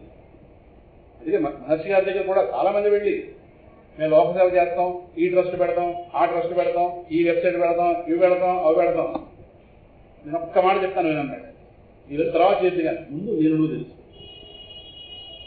నేను నువ్వు తెలుసుకోకుండా ఏం చేసినా వాటిలో పడి మోహంలో పడతావు. నువ్వు సేవ చేసినంత మాత్రంలో నీ సేవ పొందేదానికి లోకం సిద్ధంగా ఏమీ లేదు. లోకం రాడు విసురుతుంది, తట్టుకోగలవా? లోకం రకరకాల రీతుల్లో నిందిస్తుంది. వీడు ఎవడబ్బో కొట్టేసి లోకాన్ని సేవ చేస్తున్నాడు రా, ఆ మాట తట్టుకోగలవా? వాడు నిజంగా అలా చేయలేదు. అవతల వాడు మాట భరించగలగాలంటే ముందు మనలో డెప్త్ ఉండాలి. హృదయం లోతున్నవాడే మాట పడగలడు. మాట పడ్డామనేది సామాన్యం కాదుమా, దేహబుద్ధి వెంటనే ఉపయోగిస్తుంది. మాట పడ్డామంటే హృదయం లోతుండాలి. స్వామి శివానంద కూడా చెప్తారు ఒక వాక్యం, where insult where injury this is highest సాధన. డూ గుడ్డు బీ గుడ్డు మనకు బాగా పరిచయంలో ఉంది. ఈ రెండో వాక్యం కూడా స్వామిజీ, వేర్ ఇన్సల్ట్ వేర్ ఇంజరీ. దేహానికి ఏదైనా ఇంజరీ కలిగితే భరించాలి. భరించడం అంటే ముందుగా భరించడం కాదు, అవగాహనగా భరించాలి. ప్రారంభం కాదు, దానికి ఉంది ఈ రూపంలో వచ్చింది, అర్థం చేసుకుందాం అని వెంటనే రియాక్ట్ అయిపోకుండా. అంటే భరించడం అంటే ఆడదానికి ఎలా తింటారా దాని అర్థం అది కాదు, రియాక్షన్ వస్తుంది. అక్కడికి వెళ్ళాలి, అలా జరగాల జరుగుతుంది, వెళతాం. Where insult. కొన్ని సందర్భాల్లో అవమానాలు వస్తాయి. మనం ఏది చేయగానే అవమానం వస్తుంది. అక్కడ అవమానం భరించిన కష్టం. ఎందుకంటే దేహబుద్ధి ఉంది మనకి. వాడు దేహాన్ని తిట్టాడు అంటే వాడిని అన్నీ తిట్టాడని భ్రాంతి ఇక్కడ ఉంది కనుక లోపల నిద్ర పట్టదు. అందరూ కూడా విభత్సం, అసలు నేను మంచి కలిసి చెడ్డ వచ్చేసింది, లోకం ఇలా అయిపోయింది, ఎన్ని వ్యాఖ్యాలని చెప్తాను. అని ఒక రకమైనటువంటి ప్రారంభం ఆ రీతిలో వచ్చిందని అవగాహనతో దాన్ని భరించడం ఏదైతే ఉందో అది కూడా సాధనే. సాధన అంటే కూర్చొని జపం చేయడం కూడా సాధన కాదు, ధ్యానం చేయడం కాదు, ఇవి సాధనలే. స్వామి శివానంద చెప్పిన వాక్యం అంటే లోపల కాస్త దేహబుద్ధి తగ్గుతూ వస్తుంది. దేహం ఎప్పుడైతే ఈ మాటను కాస్త సాక్షిగా చూస్తున్నాను, దేహబుద్ధి పలచబడుతూ వెంటనే మాటతో కలిసిపోయి యుద్ధానికి వెళ్ళామనుకోండి, దేహబుద్ధి కాస్త బాగా చెక్కబడుతుంది, తగ్గవలసింది దేహబుద్ధి. అందుకే కొంతమంది ఏం చేస్తారంటే వీడిని తిట్టినవాడు, ఈ దేహాన్ని తిట్టినవాడు థ్యాంక్స్ చెప్తారు. వెళ్ళి ఒరే బాబు, నా సాధనతో దేహబుద్ధి తగ్గించుకుందాం ప్రయత్నంలో ఉన్నాను, నువ్వు నాకు సహా మేలు చేస్తావు. ఏం తెలుస్తున్నా, ఈ దేహాన్ని తిట్టావు. దేహాన్ని తిట్టడంలో నేను సాక్షిగా చూశాను, నీ తిట్లు నేను తీసుకోలేదు, దేహాన్ని నాకు కాదు. కనుక నేను అలా చూడడంలో నా దేహబుద్ధి తగ్గింది. నా దేహబుద్ధి తగ్గడానికి నువ్వు సహాయం చేస్తావు, నీకు నమస్కారాలు చెప్పి వాడికి ఒక కోళ్ళని మళ్ళీ వస్తుంది. వాడు జ్ఞాని, వాడి సంసారం ఎవరుంటాడు. ఇంకా జన్మలో వాడు ఎవరు చేస్తే గది గొప్ప ఎవడు చేస్తాడు. వెళ్ళి ఒక కోళ్ళని వేసి ఓ స్వీట్ మేకర్ నిధులు పెట్టింది అంటే ఎన్నో రోజులు నేను సాధన చేస్తే కానీ పలచబడిన దేహబుద్ధి నీ తిట్లు భరించడం తగ్గిపోయింది. ఏం సాయం చేసేవారో అదృష్టం రాజీవనం అవుతారు. దత్తాత్రేయుడు అంటే అది నలుగురిని చూసి నేర్చుకోవడం. ఒకదానికి ఒక లక్షణం, ఒకదానికి ఒక లక్షణం, ఒకదానికి ఒక లక్షణం అవుతుంది. అందువల్ల ఒక్కటి మాత్రం ఎవరికి ఎన్ని స్తోత్రాలు వచ్చో, ఎవరికి ఎన్ని భగవద్గీత శ్లోకాలు వచ్చో, ఎవరు ఎంతకాలం వేదాంతం వింటున్నారో, ఎవరు ఎన్ని సాధనలు చేస్తున్నారో కూడా పక్కన పెట్టాలి. మోక్షం అనేది మీ ఇంట్లో 4 రకాల జీవులు ఉన్నాయనుకోండి. ఓ గుర్రం ఉంది, ఓ గాడిద ఉంది, ఓ కుక్క ఉంది, ఓ ఏనుగు ఉంది, ఓ ఆవు ఉంది. ఇందులో కాస్త అన్ని ఆరోగ్యంగా ఉన్నా, ఆరోగ్యంగా లేకపోయినా అవన్నీ నీవు కనుక వేళకల్లా భోజనం పెట్టాలి. అందులో గుర్రం కాస్త అది ప్రస్తుతం అది పరిగెట్టిన స్థితిలో ఉంది, దానికి ఏదో ఆపద వచ్చింది, దానికి అనారోగ్యం కావచ్చు. అది పని అయితే చేయలేదేమో కానీ ఆకారం కావాలి. ఇంట్లో వృద్ధులు ఉంటారు, వాళ్ళు ఏ పని చేయలేరు, వాళ్ళు తిండి పెట్టరా పెట్టరు. మరి వాళ్ళు ఉన్నంతకాలం వాళ్ళు చేసిన పనులు, వాళ్ళు ఇల్లు చక్కబెట్టారు, ఎన్ని చేశారు. వాళ్ళంటే వృద్ధాప్యం వచ్చింది, చేయలేని పరిస్థితి. వాళ్ళు ఏమి చేయట్లేదు కాబట్టి భోజనం పెట్టడం అంటే దాన్ని ఏమంటాం? దాన్ని అది ఒక మాట ఉంది కదా, గుర్రం గుడ్డిదైనా ఎవరికి ఈ వేదాంతం ఎంతవరకు అర్థమైందో గొడవ పక్కన పెడదాం. మోక్షం మాత్రం ఈ క్షణం పొందవలసిన వస్తువు అనేది మాత్రం అందరికీ బోధపడతారు.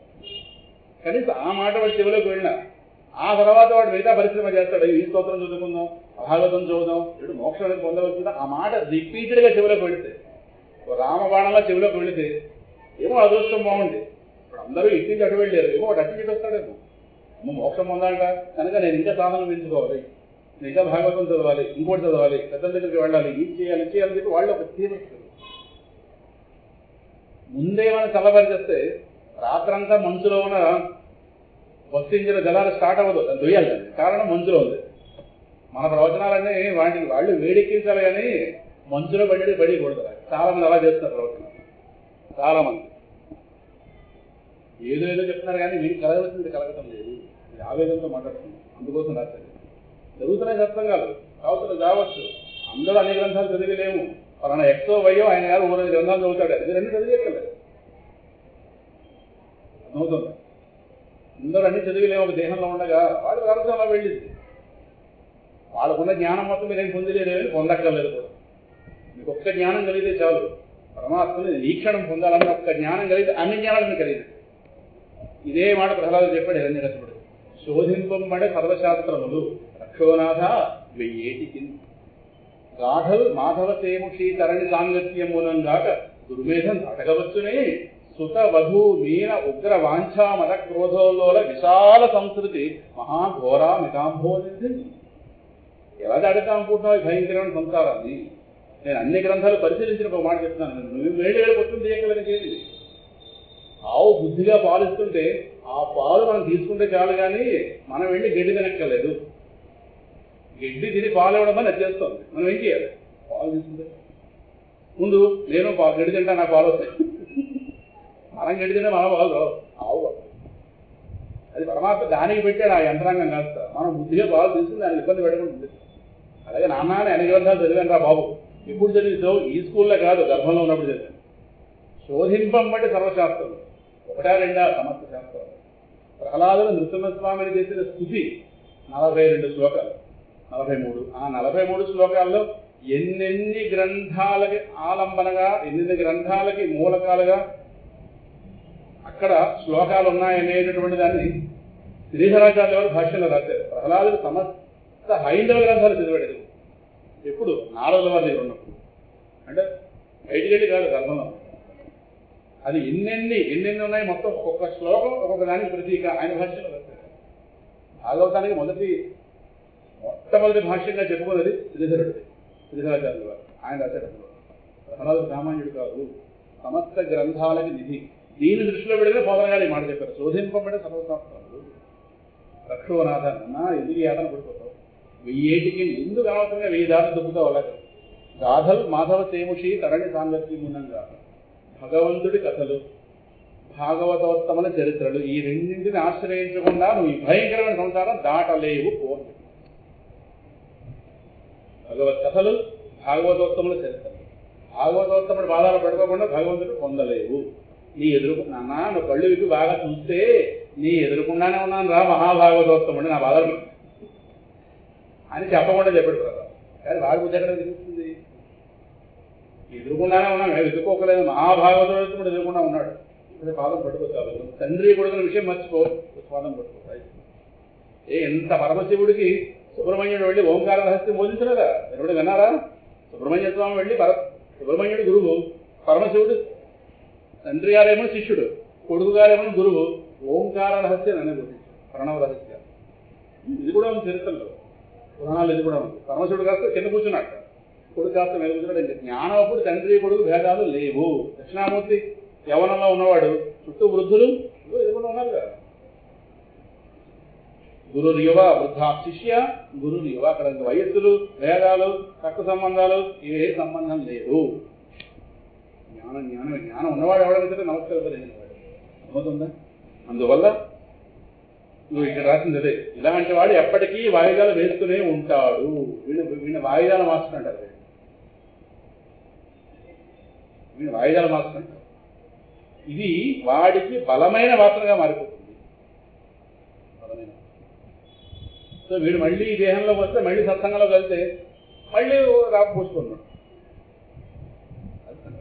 అందుకే కులశేఖరాల వారి మాట చెప్పుకుని ఇక్కడ నిష్క్రమిస్తాం. ముకుంద వాళ్ళ ఇంద్ర శ్లోకంలో ఏం చెప్పాడైనా? కృష్ణ స్వదీయ పదపంకజ పంజరాంతం అద్యైవ అదంటే మే విశతు మానస రాజహంస ప్రాణప్రయాణ సమయే భవాత పిత్తై కంఠావరోధన విధౌ స్మరణం కుదస్తే. బ్రతికినన్నాళ్ళు నీ భజన తప్పనగాని మరణకాలమందు మరతునేమో. ఆవేళ యమదూతల ఆగ్రహంపన వచ్చి ప్రాణములు చెకలించి పట్టుదు. అభవాత పైత్యములు తప్పగా భ్రమ చెంది కంపముద్భవమంది కష్టపడుచు నా జిహ్వతో నిన్ను నారాయణ ఎంతు పిలుచునో శ్రమ చేత పిలువలేను. నాటికి కూడా చేసేద నీ నామ భజన వినమయ్య ధైర్యముగా చెదినగను. భూషణ వికాస ధర్మపుర వికాస దురిత సంహార భూషణ వికాస ధర్మపుర నివాస దుష్ట సంహార నరసింహ దురిత దూర. ఏది అందించరు కదా సపోర్ట్. ఇంట్లో గిరిటలు అందిస్తారు కానీ ఇక్కడ పద్యం ఒకటి సపోర్ట్. అది కూడా ఇక్కడ చెప్పాను. నా యొక్క 2వ ప్రవచనమో 3వ ప్రవచనమో నరసింహ శతకం. అది మంచి మేనల్లో చెప్పుకున్నాను, నా బాగా గుర్తుంది. 9 రోజులు చెప్పాను. 9వ రోజు నాడు ఇక్కడి నుంచి అడగడానికి అవకాశం లేకుండా వర్షం పడింది. నరసింహస్వామి గురించి ఎప్పుడు చెప్పుకున్నా సరే వర్షం వచ్చి తీరుతుంది. 9 రోజులు చెప్పారు. మొత్తం 100 శ్లోకాలు 100 పద్యాలు 9 రోజులు చెప్పుకున్నాం. విపరీతమైన వర్షం, ఇంటికి ఎలా వెళ్ళా కూడా తెలియాలి. ఈ మండపంలోనే చెప్పారు. అందులో ఇది 17వ పద్యం. నా జిహ్వతో నేను నారాయణ ఎందుకు పిలుచునో శ్రమ చేత పిలువలేను. నాటికి ఇప్పుడు చేస్తున్నారు. ఇవాళ చేసిన దాన్ని ఆ రోజు చేసిన దానిగా పరిగణించు అని ఆయన అన్నాడు. ఎవరు? శేషప్ప కవి. రాజనాయన శేషప్ప కవి, రాయలసీమ భక్తుడు. కులశేఖరాల వారు కృష్ణ స్వదీయ పదపంకజ పంజరాంతం అద్యైవ మే విశతు మానస రాజహంస. నా మనస్సు అనేటటువంటి రాజహంస. మనసు రాజహంసగా అనగలిగేటువంటి ధైర్యం ఉండాలి. అంటే మనసుని శుద్ధి చేసుకున్నాడు ఎంతకాలం. భగవన్నామంతో భగవత్ సంబంధమైనటువంటి సాధనలతో మనసును శుద్ధిపరుచుకున్నాడు. శుద్ధిపడిన ఈ మనసు కాస్త ఇది ఏవైనా కొంచెం అలసత వహిస్తే మళ్ళీ ఏ కాకులతోనో ఏ కాకు గుంపులతోనో కూలి కాస్త అది మళ్ళీ ప్రమాదంలో పడుతుంది. హంసది హంసలతోనే చేరాలి. ఇది కనుక వేరే వాటితో చేస్తే ఏమవుతుంది? ప్రమాదం అవుతుంది. రెండోది, పక్షి కాస్త బయట తిరుగుతుంటే పిల్లులు ఉంటాయి, కుక్కలు ఉంటాయి, రకరకాల ప్రమాదం ఉంది కదా. అలాగే నా మనసు నేను శుద్ధి చేసుకున్నాను. నువ్వు ఆలస్యం చేయకుండా ఇప్పుడే దీన్ని కాస్త నీ పాదాల విందములనే పంజరంలో ప్రవేశపెట్టావు. ఎప్పుడో కాదు, అద్యైవ. అద్య ఏవ అద్యైవ. ఇంగ్లీష్లో చెప్పుకుంటే now and it self. Now it self. ఇప్పుడే నవ్ అండ్ హియర్. ఎందుకంటే ప్రాణప్రయాణ సమయే. ఏమో ప్రాణప్రయాణ సమయంలో కఫవాత పైత్యాలు కాస్త ప్రకోపించిన సమయంలో ఈ మనసు కాస్త నా మాట ఇప్పటిదాకా క్రమశిక్షణలో ఉంది, కరెక్ట్ అయినా ఆ సమయంలో ఇప్పుడు బాగా గుర్తుపెట్టుకోండి. మనస్సు ప్రాణం కనుక ఆ లింక్ ఓడగొట్టాలి. ఇప్పుడు అన్ని బాగున్నప్పుడు ఓడగొట్టాలి. మనస్సుకి ప్రాణంతో లింక్ ఓడగొట్టేయాలి. ప్రాణప్రయాణ సమయం వచ్చేలోపు మనస్సుకి ప్రాణంతో లింక్ ఓడగొట్టాలి. మనస్సుకి ప్రాణంతో లింక్ ఓడగొట్టి పరమాత్మ కలిసి ఉంటారు. అప్పుడు ప్రాణం కాస్త దాని మధ్యలో పోతుంది. ప్రాణంతో మనస్సు కలిసి ఉందా ఇది ఆకర్షణ వేళకి. ఈ ప్రాణం యొక్క గాబరాకి మనసు గాబరపడుతుంది. ఈ మనసు గాబరా పడిపోవడంలో అది కాస్త దురాలోచనలు ఏవో చేస్తుంది. ఈ చేస్తున్న భగవంతమైన ఆలోచనలు కాస్త అప్పుడు మళ్ళీ మనసు ప్రమాదంలో పడుతుంది. అది ఏదో ఒక విషయాన్ని చింతిస్తూ బయటపోతుంది. కూతురు రాలేదా, కొడుకు రాలేదా, అది రాజారెడ్డి ఎక్కడ పెట్టారండి, ఏవో మనం పోతున్నారు. తెలివైన వాడు ఏం చేయాలంటే ముందే లింకోడు. ఆ మాట చెప్తున్నాడు. నా మనసుని ఇప్పుడే ప్రవేశపెట్టేసి ప్రాణ ప్రయాణ సమయంలో కఫవాత వైద్యాలు నా మాట వింటాయో లేదు, ఆ సమయంలో దీన్ని ఎక్కడ స్మరించగలను? నచ్చలేదు కదా, నేను చెప్తాను. నాకు నచ్చలు అన్నిటికీ పోంటారు, దీన్ని కూడా పోనండి. అది పుస్తకరాల వరకు పోలేదు, అర్థమవుతుందా? ఎందుకంటే వాళ్ళకి అర్థమైంది మోక్షం ఇప్పుడు పొందవలసిన. ఇదొక్క మాట అర్థమైతే చాలు, మోక్షం ఇప్పుడు పొందవలసిన వస్తువు అర్థమైతే అన్ని స్తోత్రాలు విన ఫలితం కలుగుతుంది. ఇది నా భాష్యం, ఇది సందేహం లేదు. అన్నీ వింటే ఏం ఫలితం కలుగుతుందంటే ఇది కలగాలి. ఇది ఒక్కటి కలగనప్పుడు ఏంది విన్నా సుఖవేస్ట్. ఈ మాటతో నిష్క్రమిస్తాం. స్వస్తి ప్రజాభ్యః పరిపాలయంతాం న్యాయేన మార్గేణ మహిమహీషాః గోబ్రాహ్మణేభ్యః శుభమస్తు నిత్యం. లోకాః సమస్తాః సుఖినో భవంతు.